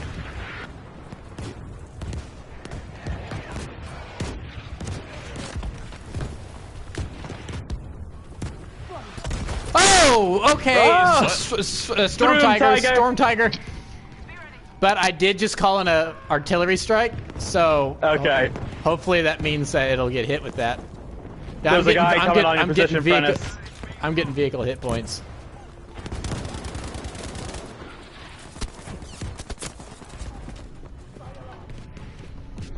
Okay, I want got the MT. Good try though. Despite our best efforts, There was an attempt. they've set up new defensive positions in the mountains. Good with effort. Snout in front of them. Yeah. If they manage to hold on to the high ground, our entire Norwegian venture will fail. Well, we're not gonna win if they have the high ground. What are we gonna do? Well, it's as they say. If you can't beat them, quit. Because we've been going for 4 hours, so I think, and we've kind of run out of things to talk about, so I think I'm good with quitting. Okay. Okay. After this clearly important cutscene. Mm-hmm.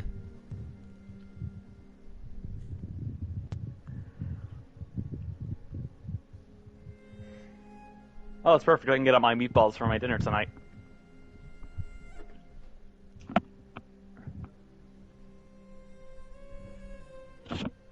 Our failure to secure the harbor now comes back to haunt us. The Germans hold. Oh, and it's mountains. Fjell 522, so no one cares, right? No, that's like my favorite map in the game. Really? Yeah, That's an Why is that? interesting. because it's what Battlefield 1 should have been. Ah. Because it's Cool. you know, because like when it's it's conquest, you know, it's like all those different flags on the different hills. So there's all that tug of war of push and pull of taking a hill, losing the hill, taking the hill, losing the hill, running around, flanking around the back of the hill, fortifying the hill, getting it blown up by a passing plane. It's like that, really awesome. I have some of my best like squad moments, firefights, and all that stuff has taken place on those mountains. I really wish we had gotten that in Conquest, because that's some of my favorite moments I've had in this game. So it's kind of unfortunate we didn't get it. Yeah. But it's like if I've been playing it, I played it, and I'm thinking like, this is what Battlefield 1 should have been. It's like, forget that gigantic open sandy map. It should have been a little more contained like this. That is one of the hottest takes I've ever heard. My favorite map is that... what's that? They added it in towards the end, Loco, you should know. With the, crap. It's got the, It's a desert map, but it's closed off, like Al-Mahar encampment. Al-Marj? Something like that, yeah. Have you ever played on that one, Prentice? I don't know the map names. You're gonna have to describe them.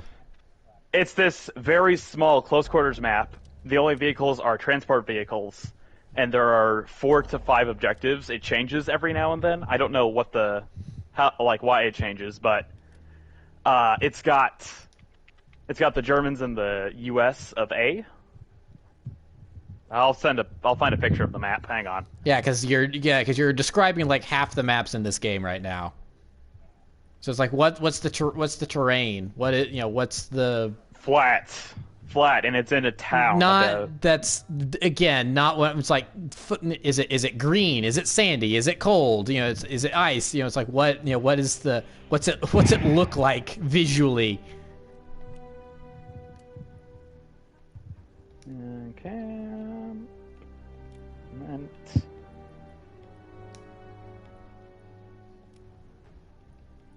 I spelled it like Marjorie, like Marge from The Simpsons, not here. General. This thing.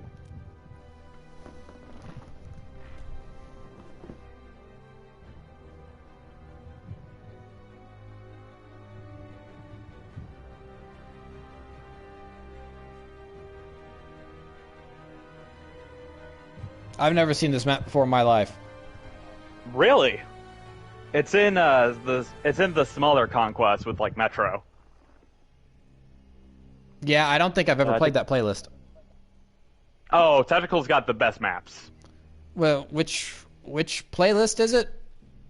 It's tactical. I know. It's not strategic. It's tactical. Well, that's the one we were just in earlier today. No, we were in. That was strategic. Was it strategic? Well, I know I've played Tactical Conquest before, and I've never seen that. I've also never played Metro in this game. Yeah, you've been playing on Strategic Conquest. It's called Tactical Conquest. It's got. I know. We've played on some of the. Because like Rotterdam, I've played on Rotterdam. I've played on these maps before. I've played Tactical Conquest, but I've never been on Underground. Well, I also haven't played this game a lot. I think it should be noted. So just my experience, I just haven't gotten around to it because I don't play this game all that often. So, Almarge Encampments, Mercury, Operation Underground, and Arras are my 4 favorite maps, easily. Mainly because it isn't like completely destroyed, like owned by tanks. Yeah, because the image here for Tactical Conquest is that one in the desert with like the old temple and everything, and we played on that together. So, but that's not in the Tactical Conquest map. It is actually one of the biggest maps in the game. Yeah. That is not one of the biggest maps in the game. The bridge is bigger than that. Oh, it is big and empty. And it's got like up to G or okay, in terms of points, in terms of control points, yeah, it has a lot of those. But it doesn't Which one do you think's bigger? But in terms of wide open like real estate space to run around in, the bridge is bigger than that because the one with the pillars, it only it's like it's got a lot of points, yeah, but I mean it's a couple outposts on one side. There's that small little skinny bridge in the middle, and then there's all the points on the other side because there's a lot of points, but they're all pretty close together. So it's not that actual big of a map. They've just got a lot of points on it to capture. Yeah, I just hate that. I hate that map, so maybe that's why I think it's the biggest map, because there's a whole lot of nothing that happens for me.